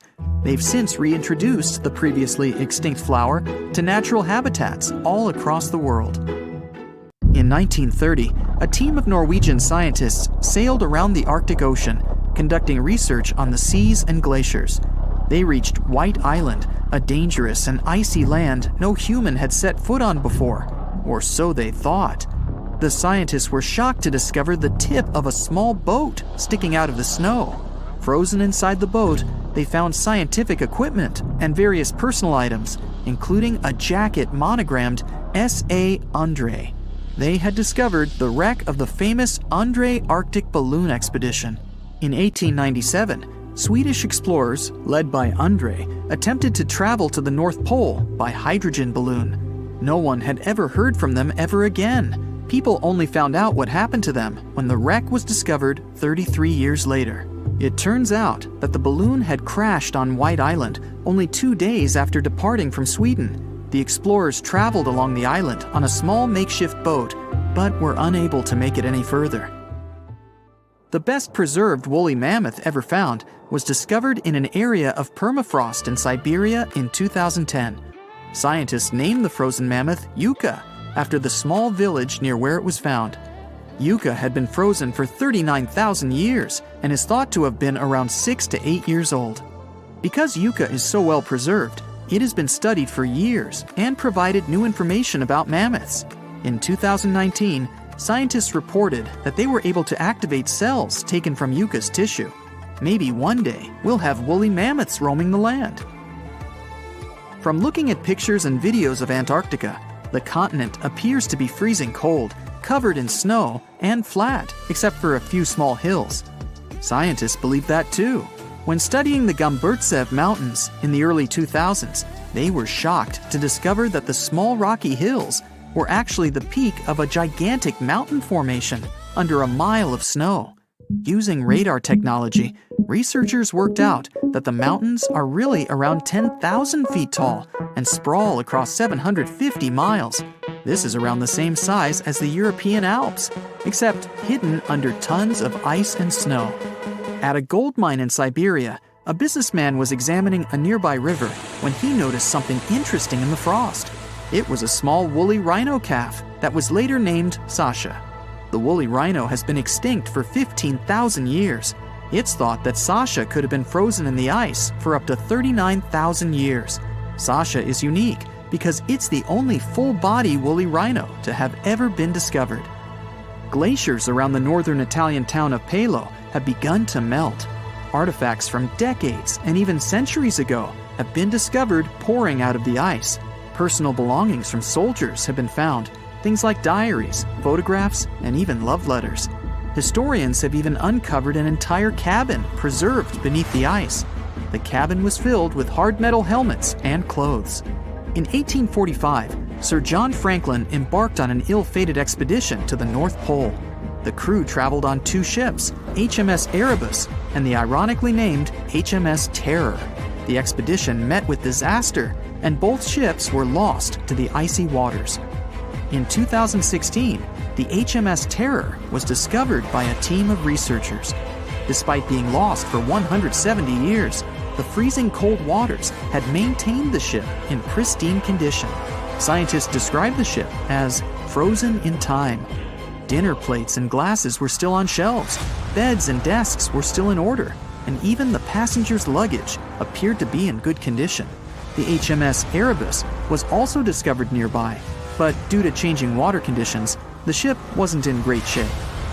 The glacial ice surrounding a mountain passageway in Norway that was notoriously used by the Vikings has revealed hundreds of ancient artifacts. One of these artifacts was a giant unopened wooden box that was welded together. Researchers were beside themselves with anticipation, waiting to open this box. They believed it would be filled with Viking treasures or artifacts that would give us an insight into ancient society. When they opened the box, all that was inside was a plain old beeswax candle. It turns out that this box wasn't actually as old as they thought it was. By analyzing the candle, they discovered that the box dates back to the 17th century. The age of the Vikings had ended by the 11th century. It's likely that the candle box belonged to a farmer who was shipping it from his summer farm to his winter farm to light up the long nights.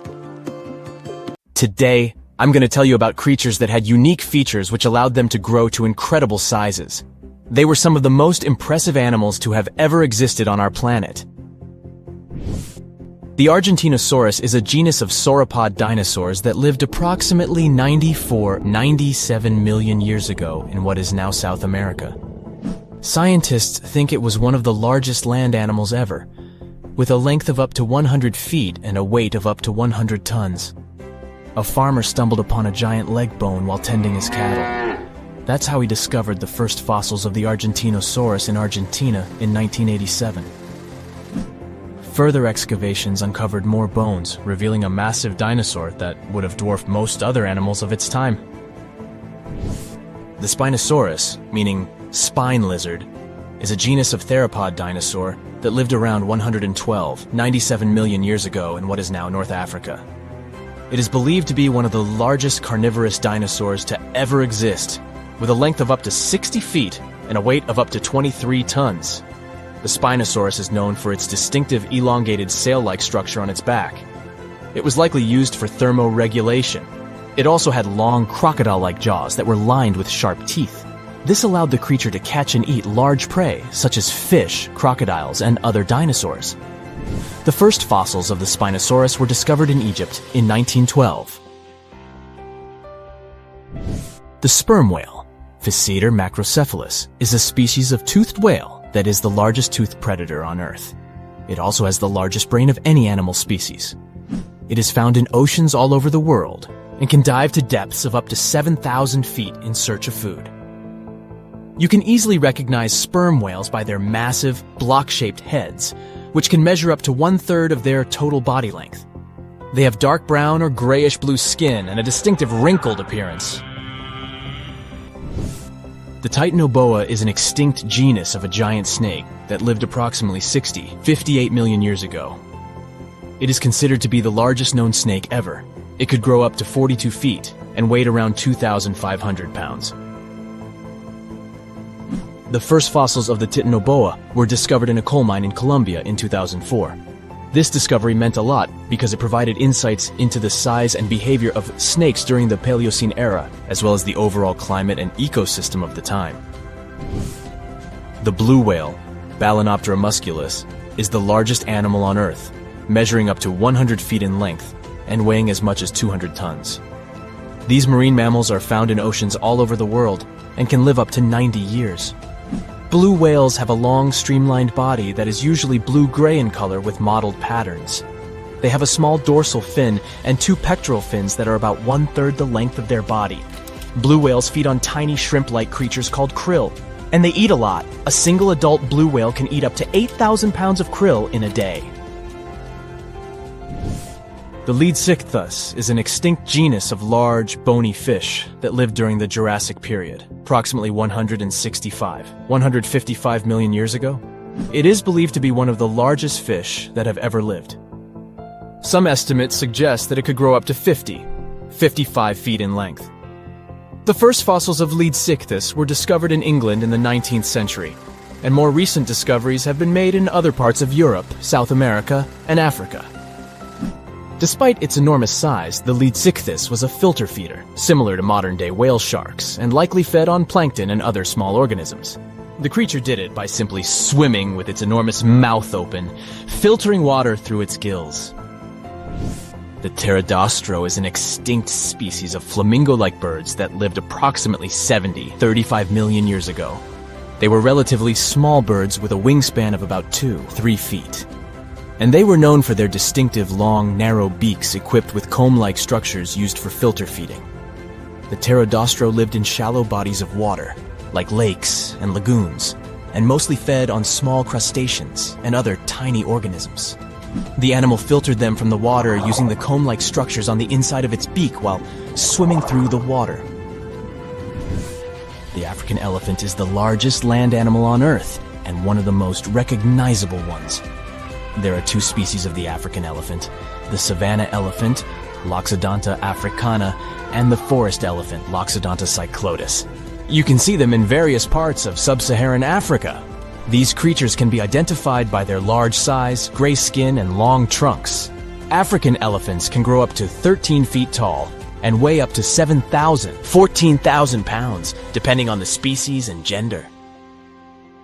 The legend goes that a dwarf named Fafnir was famous for his strength and courage. Because of his qualities, he was tasked with protecting their kingdom. Dwarves were known to gather a lot of wealth, so a bit of added security was a must. I mean, they lived in a house made from gold and precious gems. But Fafnir also had another special talent. He was able to shapeshift. Tricked by Loki, the Norse spirit of mischief, Fafnir was taken over by his greed and the shine of his father's treasure. He decided he did not want to share any of it, not even with his father or his brothers. He stole it and ran away all by himself to a place he'd be hard to find, the middle of the desert.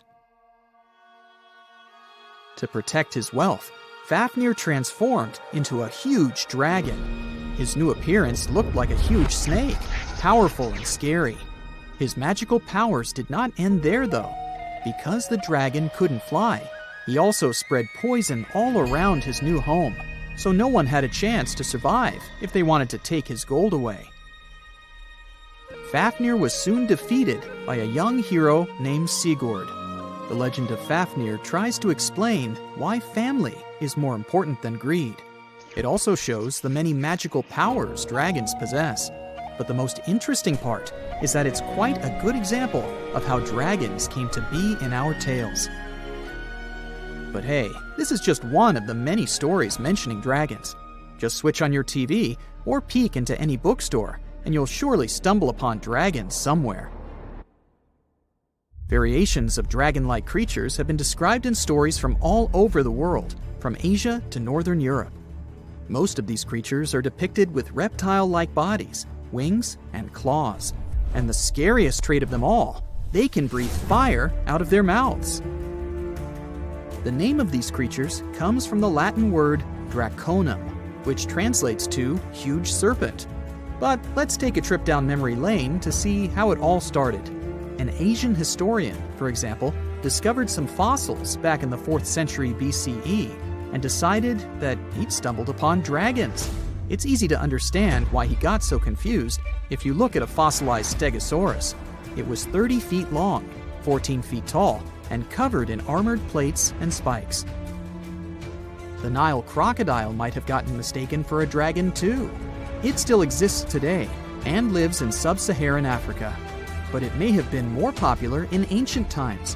When reaching maturity, Nile crocodiles can grow up to 18 feet long. But that's not all. It can even walk with its body off the ground, and some were even pictured standing on their 2 back legs. Goannas are dragon-like lizards that live in Australia. Large as they are, they also have razor-sharp teeth and claws, and are also known to even produce venom. It's easy to see why goannas may be the source for the Australian version of dragons. When humans first discovered whale bones back in the day, we had no idea these animals lived in the sea. Given their size, we surely must have thought they were dangerous. And because we rarely see whales, if we don't go underwater of course, they were poorly understood and easily mistaken for dragons too. Probably the most interesting source of dragon mythology is actually the human brain. In a book called An Instinct for Dragons, there was a theory which claimed that dragons existed in almost all ancient cultures because we had evolved to fear large predators to survive. We aren't the only mammals to do this. Monkeys have an innate fear of snakes and large cats too, for example.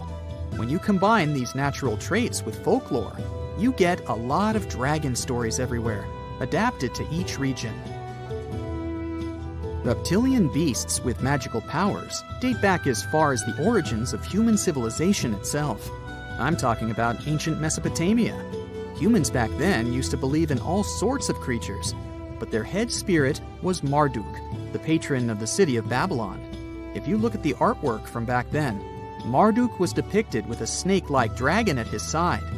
It could be either nice or vengeful, depending on what mood it was in. If you want to sign up to become a dragon, the first thing they'll ask you at the interview will be if you can breathe fire, of course. So scientists have tried to look into some ways that could make it real for dragons to breathe out fire without damaging their throats. To do that, they examined the bombardier beetle. This eccentric insect can pack up some really hot substances in its belly. Once the creature gets bothered by something, it shoots out a fiery load of chemicals.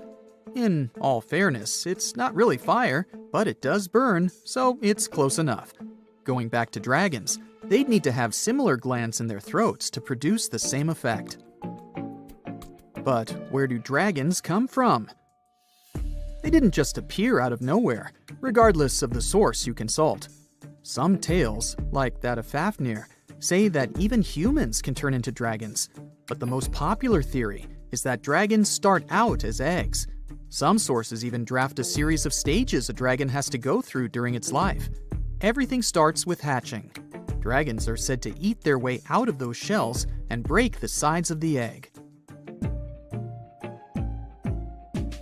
Then there's the wormling stage, which is what dragon specialists, or dragonologists if you like, call a newly hatched dragon. It's still small and weak, but don't worry, it can take care of itself pretty well. The rest of a dragon's life stages are pretty self-explanatory. There are grown-up dragons, then ancient ones. A dragon's life ends when it reaches the twilight stage. Some sources claim dragons never stopped growing. Others even say they never reach the end of their lives. They just pass on to another type of spiritual existence. Dragons are known to be the symbol of a lot of different things, but that all depends on their origin. In some regions of Asia, they are known to bring luck, power, and wealth. To become a powerful warrior in Britain, you'd need to first defeat a dragon. That's why you often see them on flags. The flag of Wales, for example, has a large red dragon on a green and white background. Western stories aren't as nice to dragons. They are often seen as evil and vengeful. Another myth associated with dragons is that they love gold and precious stones. This greedy side of their temperament seems to date back to ancient Greece, where dragons were tasked with guarding treasures. Some of these guarding dragons were seen in such tales as The Hobbit and in the Harry Potter series. As for dragons' magical abilities, they also vary a lot. Some were said to have blood with supernatural properties. Some were rumored to be able to speak. Others were famous for their wisdom. A lot of dragons in ancient literature could fly or shapeshift, even into humans. Some real-life creatures got their names thanks to bearing a resemblance to dragons, like the dragonfly that has more than 5,000 subspecies we know about. It got its name from folklore tales, as Europeans in the Middle Ages saw it as an evil insect. Dragonflies were accused of some really nasty things, like biting people's eyes and mouths. But the creature that resembles mythical dragons most is a reptile called the flying dragon. They're seen in wooded areas of Southeast Asia.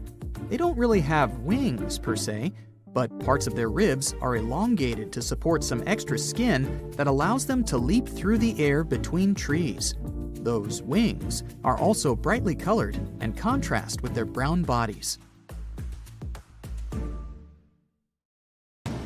Think you know what lurks in the depths of the ocean? While nearly 95% of our oceans haven't been explored yet, it's hard not to let your imagination run wild.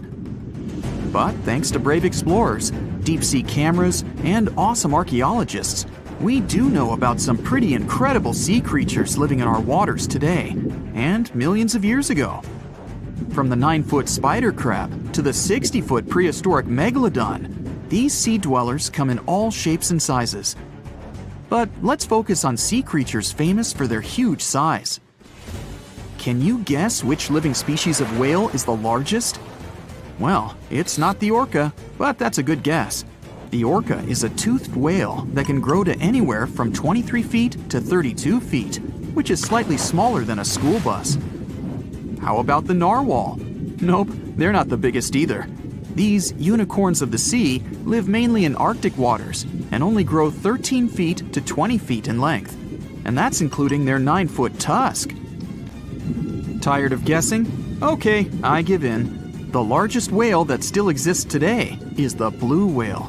At a jaw-dropping 82 feet to 105 feet, the blue whale is not only the biggest whale we know of, but is currently the largest animal to have ever lived on Earth. Seriously. These animals are bigger than a T-Rex, and even the prehistoric megalodon. If you were to put a blue whale next to a school bus, it would look like it could swallow it. Think about that. According to National Geographic, a blue whale's tongue can weigh the same as an elephant. And their hearts can weigh as much as a car. That doesn't even sound possible. It's no wonder these giants need to eat about 4 tons of krill every day. While there aren't too many animals living today that can compete with the blue whale's epic proportions, there is an entirely different species that is a good contender, and it's not quite what you would expect. It's a jellyfish. No, I'm not talking about the little jellyfish that wash up on the shore and ruin a perfectly good day at the beach.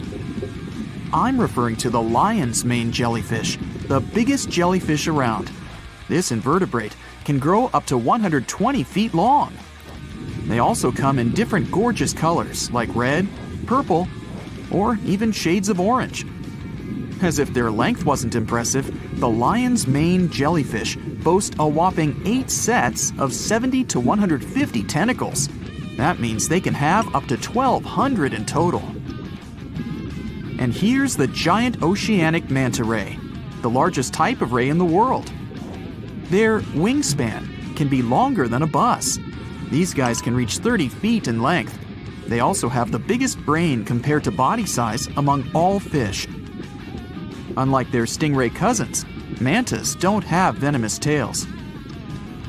And while the lion's mane jellyfish and the blue whale are yet to be beaten for the longest sea creature, there is one marine creature that can grow even larger in length. The Portuguese Physalia physalis, tentacles and all, can reach a length of 165 feet long, and that's according to mentalfloss.com. While this thing may look a lot like a jellyfish, it's actually known as a siphonophore, and there are hundreds and sometimes thousands of them that are genetically identical. Their long tentacles help the organism catch prey, and its sting is fatal to most animals, even humans in some cases. What's even creepier is that if one of the tentacles comes off the organism for whatever reason, it can float around the water for days before decomposing. Even if it's detached, this tentacle can still sting you. But don't go running out of the ocean just yet. Your chances of being hurt by a Portuguese Physalia physalis sting are pretty slim.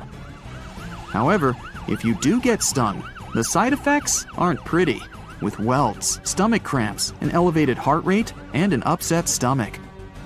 While you don't want to go anywhere near these long creatures, they sure are pretty to look at. Check out all those colors. The Shastasaurus is the biggest marine reptile that has ever existed. These predators lived during the late Triassic period, about 210 million years ago. These amazing giants could reach lengths of up to 69 feet and weighed more than 75 tons. This made the Shastasaurus as heavy as a blue whale. And if you could stand this creature up vertically, it'd be as tall as a 7-story building. Despite appearances, the Shastasaurus was actually pretty slim for its size. Its ribcage was only 6 feet across. You'd think that this big guy was chowing down on other dinosaurs, but that's not the case at all. This reptile survived on a diet that consisted of small fish and cephalopods, like octopuses and squids. The Albertonectes is a bright representative of the plesiosaur family, meaning that this marine reptile had a small head on an incredibly long neck and large flipper-like limbs that helped it move through the water. These creatures occupied the seas around North America 76 to 70 million years ago. The length of this sea monster could reach 38 feet, with its neck taking up 23 feet of that length.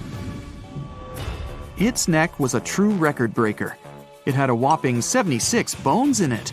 No other animal known to humankind has had so many vertebrae in its neck. Scientists aren't sure why they needed such a lengthy neck. They might have used it to collect shellfish off the seabed, or perhaps it helped them capture their main prey, fish and squids. This aquatic reptile also had gastroliths in its stomachs. Some of them were as big as 5.5 inches in diameter.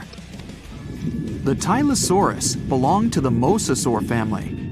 It dominated the shallow seas of North America about 85 to 80 million years ago. This was an enormous predator, with the biggest representatives reaching 45 feet in length. It had a narrow hydrodynamic body with a blunt, powerful head that the animal used to ram and stun its prey. Its body was equipped with agile flippers and a long tail decorated with a maneuverable fin. The Tylosaurus was a carnivore, and its diet included not only fish, turtles, and small sharks, but also other mosasaurs, plesiosaurs, and flightless birds. Meet Ophthalmosaurus. This prehistoric reptile thrived during the late Jurassic period and lived in oceans all over the world. Ophthalmosaurus weighed somewhere around 6,000 pounds and grew to approximately 16 feet long, according to newdinosaurs.com. That's about the same length as the beluga whale that exists today.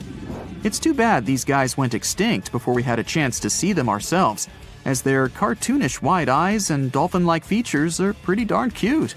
Of course, the Ophthalmosaurus evolved over time to become ophthalmologists, or eye doctors that we know today. No, that's just a lie. Just testing you. The Mosasaurus is a truly gigantic predator that dominated the seas all over the world about 66 million years ago. According to fossil evidence, some specimens could be more than 50 feet in length. This fact makes the Mosasaurus the biggest marine carnivore of its time. One of the most terrifying things about this creature was its crocodile-like head, decorated with literally hundreds of razor-sharp teeth, neatly organized in 2 rows on both jaws. The thing is that it was pretty challenging for the Mosasaurus to grab its prey in the water. That's why it had all these teeth, plus something special: pterygoid teeth anchored to the bones on the roof of its mouth. This made hunting and holding onto its prey much easier. The Styxosaurus belonged to the plesiosaur family and lived during the late Cretaceous period, around 85 to 70 million years ago. Upon first glance at this dinosaur, you might mistake it for a sea snake, and it'd be an honest mistake. Styxosauruses were about 35 feet in length, but over 16 feet of that consisted just of their long snake-like neck. They had a comparatively small body and weighed approximately 4 tons. Their mouths were full of razor-sharp cone-shaped teeth that they used to catch fish. They didn't need to chew their prey, thanks to the 200 small stones called gastroliths in their bellies that probably aided in digestion.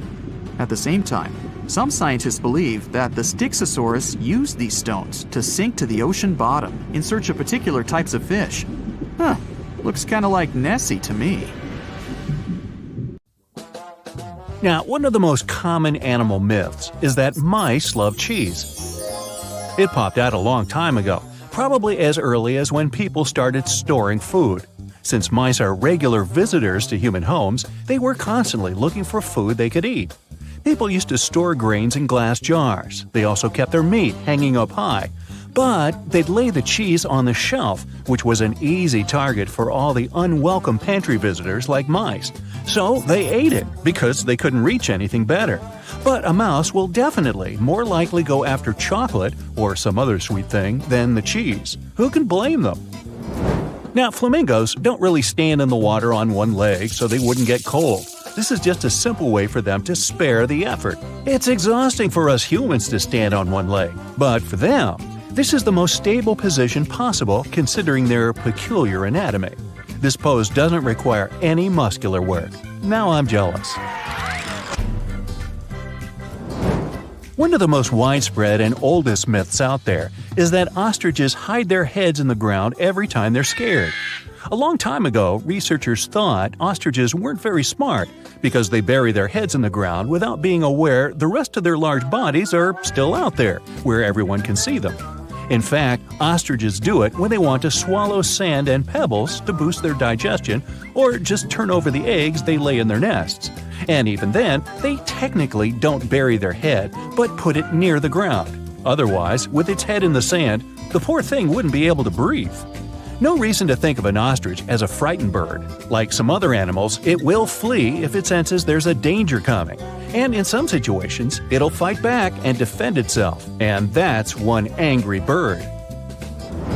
What do you think is the largest thing a blue whale can swallow? Well, we're talking about the biggest animal ever known to have lived on our planet. It can grow up to 100 feet long with a weight of 200 tons. Its heart is as big as a car, and its tongue can weigh as much as an average elephant. It's easy to imagine a blue whale swallowing cars, people, and even small ships, perhaps. But it's all wrong. The largest thing it can actually swallow is a grapefruit. Its throat can take the size of a small salad plate. Whales feed on small fish, plankton, and marine crustaceans, so they don't need a bigger throat. But we wouldn't be able to survive the juices inside a blue whale's stomach anyway. It would finish us within 15 seconds, similar to how long we'd last in space without a spacesuit. So don't try this. Camels don't store water in their humps. We're talking about animals with extraordinary resistance to some pretty extreme conditions. They can survive even when drinking water only every 8 to 10 days. But not because they have a secret stash on their back. It's because, when they have a chance to drink, they will swallow 50 gallons of water at one sitting. They mostly use it to replenish 30% of their total body weight, an amount they can lose by dehydration. So, they lose a lot of water but quickly regain it. Their humps are where they deposit fat, but it's not for producing water. The oxygen camels would need to inhale would cause them to lose too much water because it would evaporate through their lungs. That's why they use fat as a nutritional source for energy. This helps them survive in arid regions and times of scarcity. Now, it's a myth that anteaters vacuum ants using their noses. They don't go around looking for ants and hoovering them through their long snouts. Anteaters have very long tongues. Giant anteaters have tongues that go up to 2 feet long. It's the shape of a strand of spaghetti and covered in spiny hooks and sticky saliva that traps ants, up to 160 times in a minute, which means they eat up to 20,000 insects in a single day. That's a lot of bugs. They open anthills using their claws and then do the rest of the work with the tongue. They don't have teeth, so they only swallow all the insects they catch. Movies might have given you a false sense of security when it comes to dinos. Nope, standing very, very still couldn't save you from a raging T-Rex coming after you. It's a myth. The Dino King had bad vision. These beasts may have seen better than modern-day raptors. They had excellent depth perception, something present in today's animals such as eagles and hawks.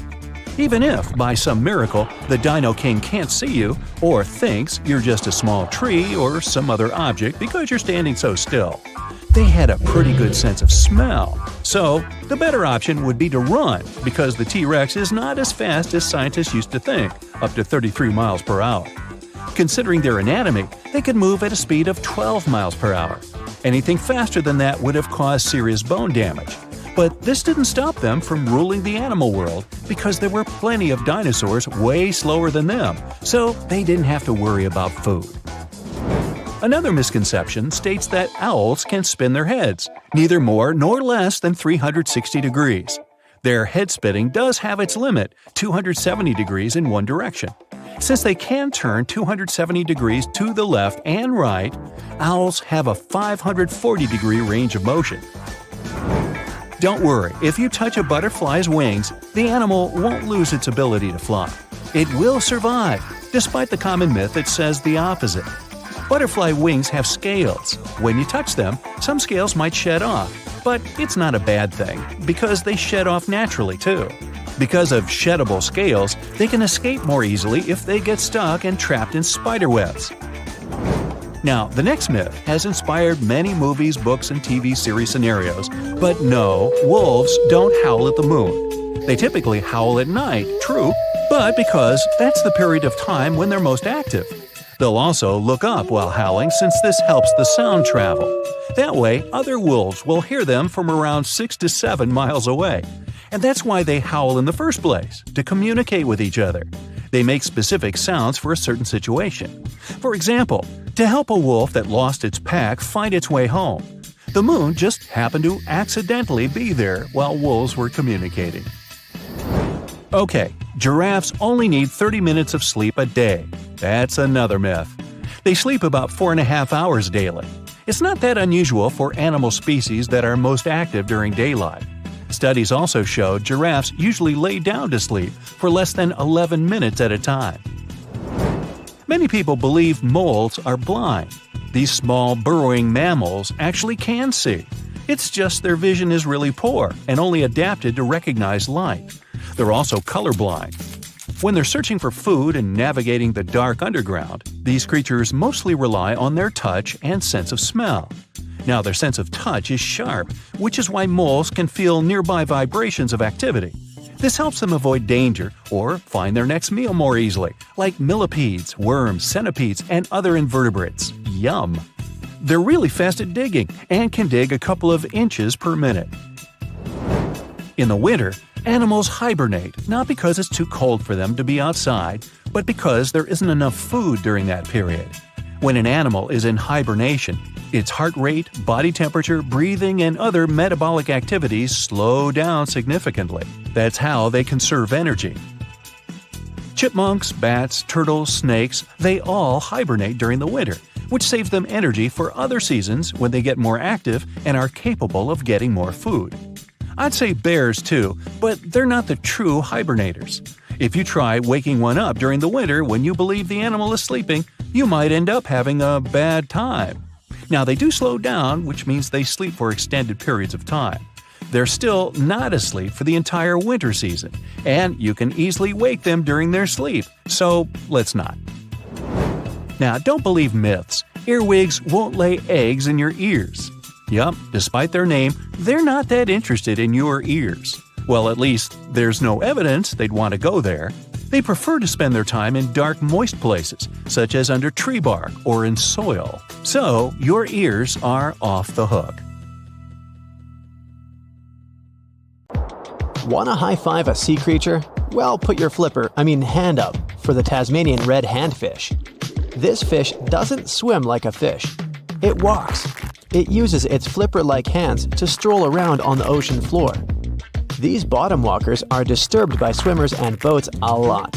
Some people even want to take them home as pets. I think it's better to just give them a wave and swim on by. The vampire squid.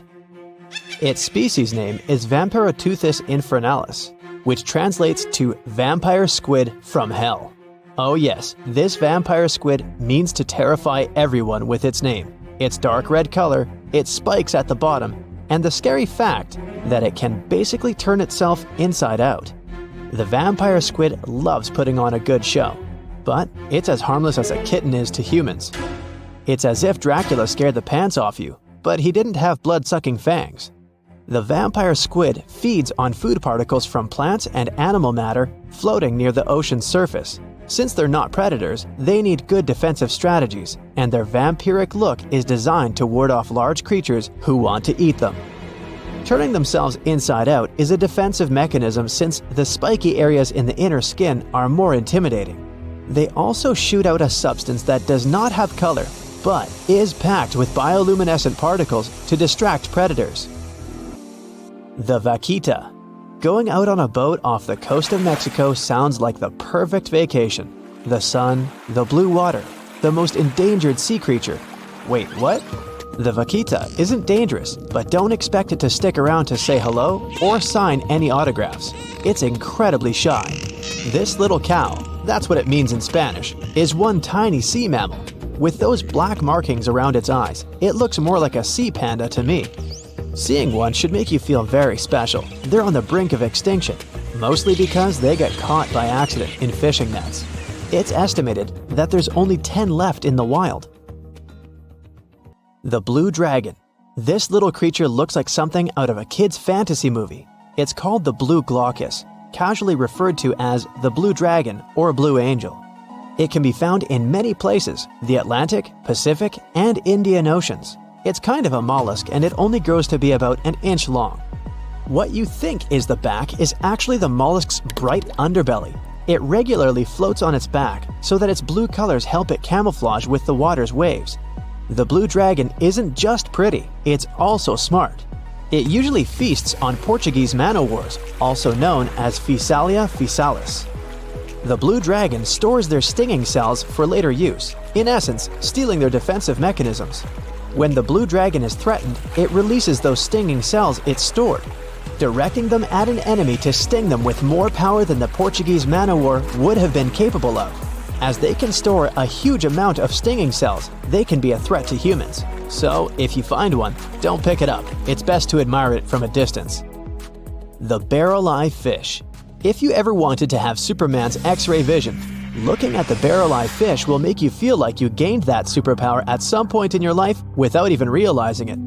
The barrel eye has a transparent head, so you can see how their eyes and brain look inside.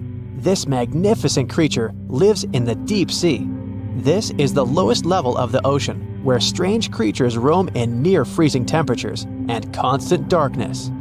They're exposed to water's pressure that's almost 1,000 times that of the surface. If the idea of the deep sea sends a shiver down your spine, stay tuned to learn about another of its creatures later on. The barrel-eye fish can be found in the Atlantic, Pacific, and Indian Oceans. You might be wondering, why oh why would a fish have a see-through head? And that would be a fair question. Since the species was discovered in 1939, it was believed that the fish's eyes were set to see straight ahead and couldn't move. So it was assumed that they had tunnel vision. Scientists Bruce Robinson and Kim Reisenbichler from the Monterey Bay Aquarium Research Institute recently discovered that the fish can move its eyes vertically to see through the top of its translucent head, thus noticing if there are predators or prey nearby. The transparent head also allows more light to enter so they can detect prey better. It's believed that the barrel-eye fish eats jellyfish and small fish species. If you dive in the ocean at night, you might be lucky enough to see how orange ball corallomorph blooms in the dark. But make sure to be quick because as soon as you turn on your flashlight to take a good look, it will retract its tubes back into itself. The megalodon. The whale shark isn't the biggest shark known to humans. If the entire shark species were a kingdom, the prehistoric megalodon would be the ruler of the sea. Megalodon roamed the ocean a long time ago. About 15.9 to 2.6 million years back between the early Miocene and late Pliocene eras. While they've long been extinct, people are still amazed to learn about these gigantic sea beasts. Megalodon could reach anywhere between 45 feet to 60 feet in length with jaws more than 6 feet wide. A fossil of a tooth that once belonged to a megalodon measured at 7 inches. Needless to say, I'm pretty stoked that these guys have long been extinct. But there's still some adventurers out there hoping to meet this monster one day. The Dumbo octopus. This adorable creature, or creepy creature, or however you want to see it, is officially called Grimpoteuthis. More casually, it's referred to as the Dumbo octopus, named after the Disney character. Though Dumbo, the elephant, not the octopus, was teased for his big ears, it's highly unlikely that this adorable octopus gets teased by its water neighbors. They are the deepest living octopuses, living in the deep sea, and you know how scary that place is. They're only about 8 inches tall and spend their days hovering just above the seafloor eating snails, worms, and other food they find in the current or near ocean vents. There are nearly 17 species of Dumbo octopus, and they all have differences in height, color, and body parts.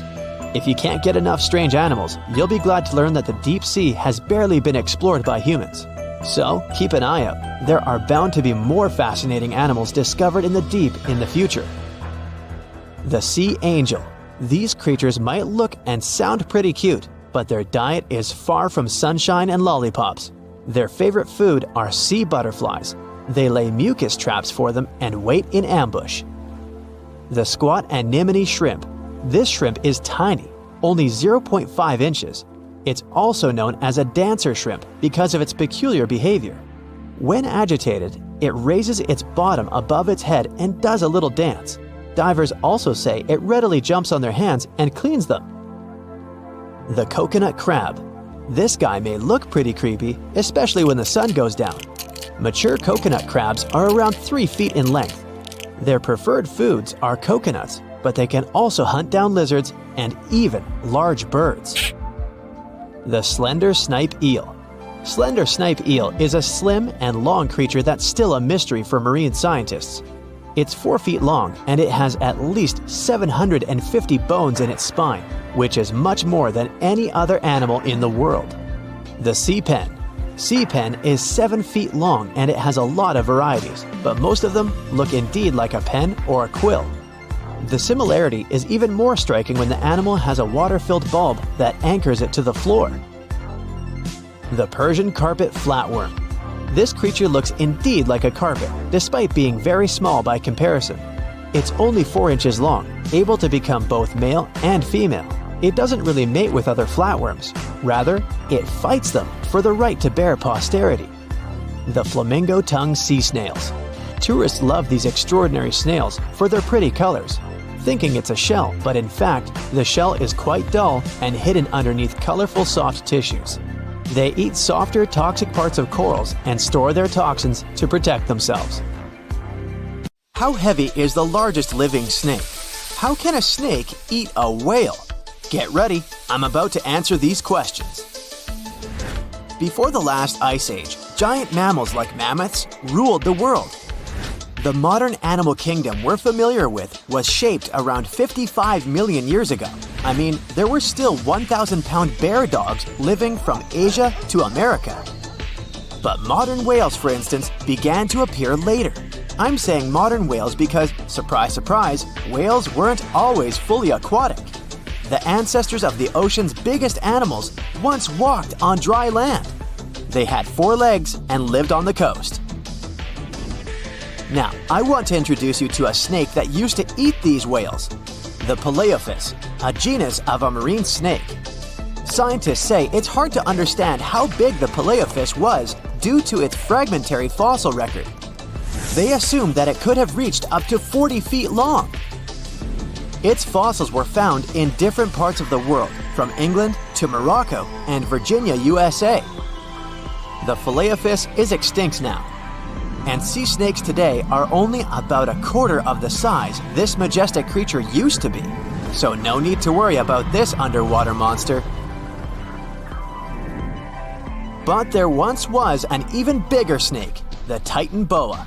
It was around 50 feet long and most likely weighed over a ton.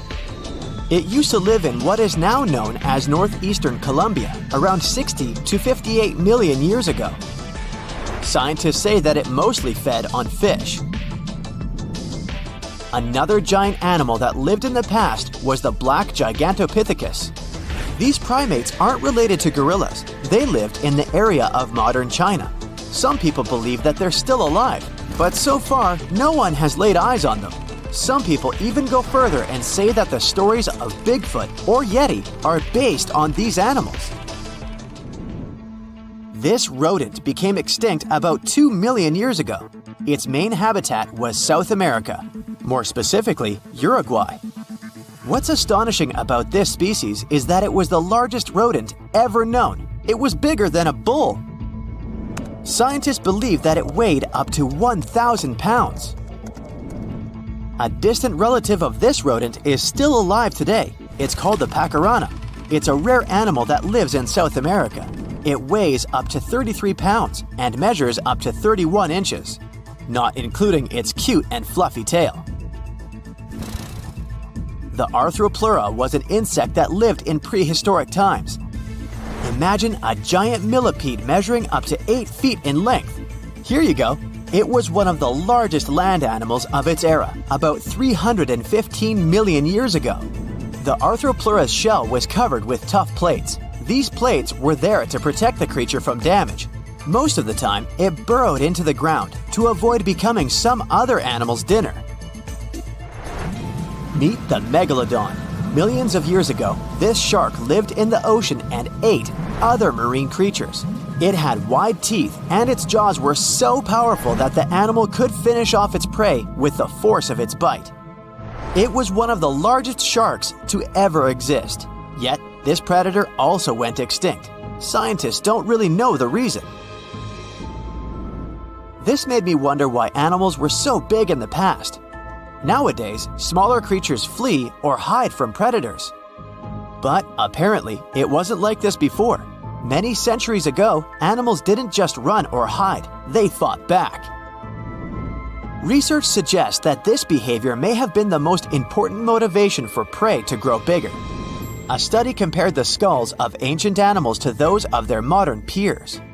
The skulls of predatory animals have become shorter and narrower, while the skulls of the animals they hunted have become longer and broader.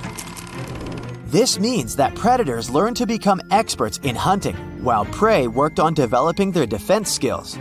You see, a larger body size was a great advantage because it made it harder for predators to take down the animals they hunted.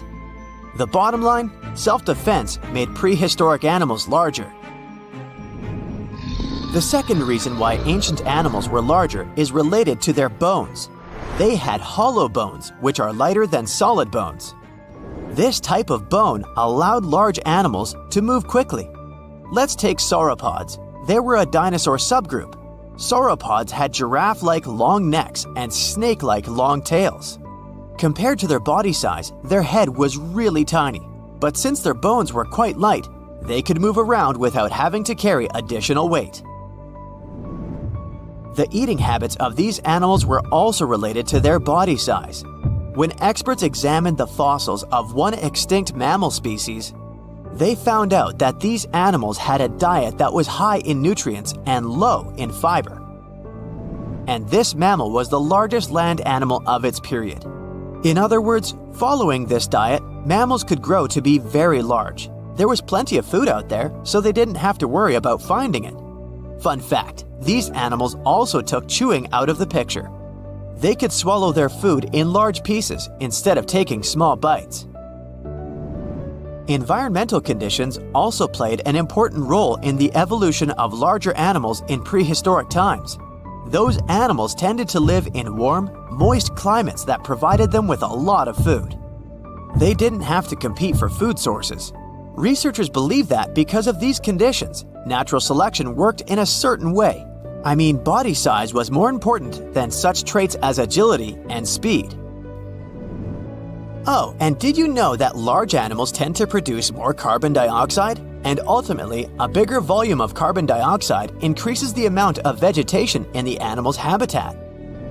As for the abundance of oxygen in the atmosphere at that time, it could be another vital element for some animals' growth. A good but scary example of an animal that benefited from the high levels of oxygen can be the cockroach of the Paleozoic era. At that time, cockroaches were the size of modern house cats. Now this one would give me the chills if I ever faced it. Ugh.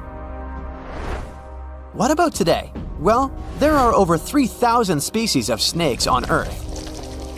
The smallest snake in the world is the Barbados thread snake. It's only around 4 inches long when fully grown, and the largest one? It's the reticulated python. This snake reaches around 20 feet in length. The longest python was discovered in 1912. It measured 32 feet long. As for the largest and heaviest reticulated python, it was named Medusa. Medusa was approximately 25 feet long and weighed 350 pounds. These reptiles lived in Southeast Asia in rainforests, woodlands, and grasslands. Don't be confused though, the reticulated python isn't the heaviest snake in the world. This title belongs to the green anaconda. It weighs approximately 500 pounds. Green anacondas are found in South America and Trinidad in damp, humid areas. I have a bonus for you. Here is a flying snake. You can find these snakes in Southeast Asia. They don't fly like birds, of course, but they do use the power of flight. They can go as high as 300 feet. They leap from tree branches into the air. Once they take off, it's all about aerodynamics. Their main technique is flaring their ribs and pulling in their abdomens. While airborne, they undulate from one side to another and slightly up and down. This motion helps snakes to turn and glide. Why bother with all this if they can just crawl in an old-school way? Scientists aren't sure, but they believe it might be related to escaping from predators. This way, they move from one tree to another without having to get down to the ground. Every now and then, people discover fossils of animals that lived millions of years ago. These ancient discoveries continue to capture our imagination. Which of these animals would you like to see alive? There are plenty of fish in the sea. Some of them look totally like Nemo or Dory. Then there's the butterfly fish and fancy guppy, which is indeed really fancy. And then there's... What on earth is that? I would definitely not pay for a diving experience to see this guy. The anglerfish has the unofficial title of the ugliest animal in the world, but I wouldn't dare to break that news to it. There are more than 200 species of anglerfish currently swimming somewhere in the gloomy depths of the Atlantic and Antarctic Oceans, up to a mile below the surface. Some of them prefer different living conditions, the shallow tropical environments. Different kinds of anglerfish vary in shape and size, from the famous black sea devil to frogfish, monkfish, footballfish, goosefish, batfish, and sea toad. The larger ones can be half as long as a full-sized bed, but most are less than a foot long. Since the choice of meals where these guys live isn't that huge, they had to come up with a unique hunting strategy. They don't waste their priceless life energy on following prospective prey. Instead, they use a piece of dorsal spine that sticks above their mouths like a fishing pole, hence the name of the fish. There's a sac of bioluminescent bacteria that glows brightly in the dark at the end of that rod. The light lures prey, and all the anglerfish has to do is wait, and then enjoy its lunch delivered right to its mouth. Their bodies are pliable and huge, so they can easily swallow prey twice their size. Deep-sea anglerfish eat whatever they can find. Species that live in more shallow water aren't picky either, and can eat anything from shrimp to snails and small fish. Only female anglerfish have the cool fishing rod feature though. So what about their males? Finding a soulmate deep under the sea isn't that easy. I mean, literally, there's no light down there. Plus, there are frigid temperatures and low oxygen levels. Anglerfish can't afford to go on many dates in those conditions, so they mate for life. And before you go aw about it, I have to tell you, they do it in quite a special way. Male anglerfish are much smaller than their ladies. The contrast is so striking that when researchers first got interested in their love life, they thought those males were actually the offspring, or larvae, hanging out next to their moms. Certain anglerfish male species have receptors that alert them that there's a female nearby. After they mate, the male bites into his woman and stays attached to her head, belly, near her tail, and other areas he can access. While they morph together forever, the female fish gets the male's cells, DNA, and reproductive organs, but loses her immune response cells. The male gets free permanent housing and nutrition. Given the current real estate prices, it sounds like a dream. But that accommodation is shared by up to 8 males, and they can't move out if they ever feel like it.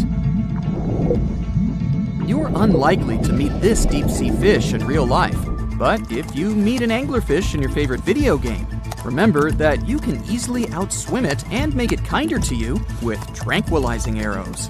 Once you befriend it, the anglerfish can be your scout and help you discover new areas with its bioluminescent pods. Back in the real world, down in the twilight zone of the ocean, about 650 to 3,300 feet down, the anglerfish isn't the only creature you're lucky you'll probably never meet. Many of the locals look like they come straight out of science fiction or horror movies, but that's because they had to adapt to this dark, deep world. I did my best to get you prepared for the creatures you're going to meet, starting with the common fangtooth. They spend most of their lives deep down, but at night, they move toward the surface to snack. These guys are more active than most other deep-sea dwellers. They don't wait for food to come their way, but actually follow it, and then get it with their long, hungry teeth. They don't have a built-in light bulb like the anglerfish, so they've developed a great sense of smell and use as much sunlight as they can get there in the depth to get around. Sometimes, even the shadow of a passing by prospective prey is enough for them to switch to action mode. And though they don't look too charming, they're completely harmless to humans if you ever run into one of these guys. Stoplight Loosejaw sounds like a great name for an alternative band, but it's actually another deep-sea resident with sneaky hunting habits. It has special light-producing photophores under each eye. They emit green and red light like a stoplight, hence the name of the fish. Unlike other fish, these guys hardly ever leave the twilight and midnight zones. Their lower jaw is a quarter of the total body length, and the stoplight keeps it open all the time, hoping to get some lunch. It looks like a ferocious predator, but mostly prefers zooplankton with an occasional dessert of shrimp, krill, and fish. I'm sure you didn't expect to meet a hybrid of an eel and a bird, but here it is! The slender snipe eel has a beak, much like that of a bird, with curving tips. The beak is equipped with tiny hooked teeth that the eels use to catch the antennae of delicious shrimp. And it sure is slender, stretching up to 5 feet and weighing only a few ounces. Scientists don't know all of this guy's secrets, since it's pretty tricky to study in their natural habitat. But it looks like they only produce offspring once in a lifetime, and then pass away. Glass squids like to take it easy in life and literally go with the flow. They're filled with a solution which is lighter than water, so they don't have to make any effort to move around the deep sea looking for food and partners. These creatures are transparent, so they blend into any landscape and don't even cast a shadow while moving. Talk about a great survival tactic. If danger finds it anyway, it can transform into a lumpy ball, pushing its head and tentacles into its mantle cavity. It can also release ink into the mantle and go from transparent to black. The same ink can protect it against hungry whales and seabirds. Another tactic they use to scare off predators is to activate their light-emitting organs around their eyes. I'm getting hungry. Maybe I can snack on this sea cucumber. Ouch, it's moving! So I guess it doesn't belong in a salad after all. These soft-bodied fellows live in all parts of the ocean, from shallow waters to the deep underwater world. Most of them slowly move around with their tiny feet, but some crawl around by flexing their bodies. Sea cucumbers can shed their internal organs when there's a predator approaching. Those sticky organs distract the intruder, and the happy cucumber moves on and just grows the organs back. What's that glistening in the distance? Looks like someone dropped gems in the water. That's a sea sapphire, also known as the most beautiful animal you've never seen. Some males of this type of copepod can change color from deep blue to purple, red, or gold. 1 second later, it's gone. And it's back, shimmering bright. The secret to this magic is that their bodies are transparent and reflect light differently at certain angles. It looks like it's their way of communicating between each other and attracting mates. Female sea sapphires don't have the same superpower, but their eyes are bigger compared to males, probably to spot them from a distance. Males roam wild and free, and their ladies stay in the crystal palaces of strange barrel-shaped jellies called salps. Now here's something. Baltic amber is one of the most common resins found in the world. The reason for this is that due to the vast forests of pine, their numerous deposits are so common, they provide wonderful treasures from long ago. Ants are especially common in the Baltic amber, which comes from pine trees. Its resin is rich in sugar, so the ants often live amongst the trees, close to the easy source of food. One block found in East Germany has preserved one ant that is estimated to be about 48 million years old. Think of the birthday cake. But what makes this find interesting is another animal inside the amber. It's a mite, notorious hunters in the insect world, capable of traveling at great speed. These guys quickly latch onto their hosts, sucking them dry. They're also capable of destroying entire hives in one go. And within this piece of amber, the amber provides a display of their final struggle. In Southeast Asia, feathers belonging to something unique have been found from 80 million years ago. They were captured in resin during the Cretaceous period, a peak time for dinosaurs. The many feathers inside are from the Coelurosaur. It looks like a dinosaur, but this animal is more related to birds. Other feathers like this have been found in resin. They belong to avian and other non-flying dinosaurs. The discoveries have helped reimagine what dinosaurs actually look like. Still, dinosaurs may have had feathers instead of being completely bald. Of course, for most of them, the feathers weren't used for flying, but they helped the dinos stay warm. However, the feathers weren't all that was found, and a part of the Coelurosaur's tail is also preserved. Still, it's so small and ancient that its DNA hasn't survived to map their entire genome. The enclosed tail is also very delicate, and it can't be removed from its protective amber shell. But although these findings can only be observed, they've still provided a great insight in the evolution of birds. But how does amber preserve things so effectively, even at the initial stages? The trees produce the resin to protect any small gaps in the bark against feeding insects. Its antiseptic nature and lack of water content ensures it doesn't degrade for a long time. This also makes it more resilient as it petrifies over long periods, eventually becoming a fossil. Some of the oldest amber ever found was from the Triassic period, showing how long it can last. The pieces from Italy are about 230 million years old. And inside one of these ancient droplets holds the oldest arthropod ever recorded. This mite found inside has provided a broader understanding to their evolution. Today, they're known to mainly annoy gardeners by feeding on the petals of flowering plants.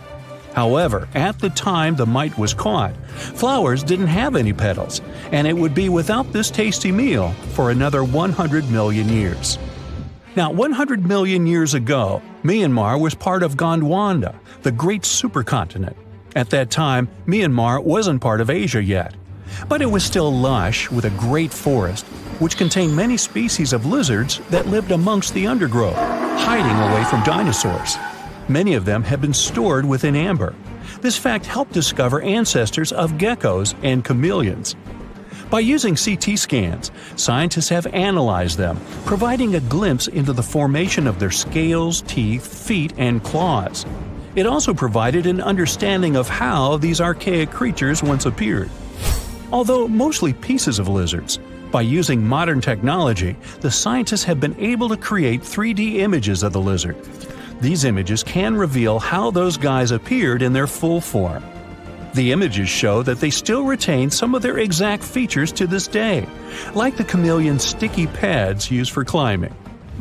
A salamander fossil from around 20 million years ago is one of the most intact specimens ever found in amber. Details of its final moments show that it had been attacked before getting stuck in the resin. However, what's confusing about this find from the Miocene era is that the amber was found in the Caribbean, but it came from a tree that's closer related to those from East Africa. The lizard also has ancestry from the same area. Finds like this have opened a whole new understanding about how these small lizards migrated. It's expected that they would have ridden fallen logs, which took them across the seas to new homelands, not only to the Caribbean, but to all continents except for Antarctica. Nobody goes there, it's too cold. In the Dominican Republic, you can find some of the rarest of all ambers. This Dominican amber came from neotropical forests from around 20 million years ago. Many of the trees that made the resin are now extinct. The amber is almost completely see-through and can come in an array of beautiful colors. The most common colors are red, yellow, and even blue, and are easily mistaken for gemstones. One was found with a flea caught in it, dating to when the forest was at its peak and the mammalian variety thrived. Fleas were likely common at the time, and this flea in particular had recently fed on a mammal before getting stuck. However, something more intriguing was found within the flea.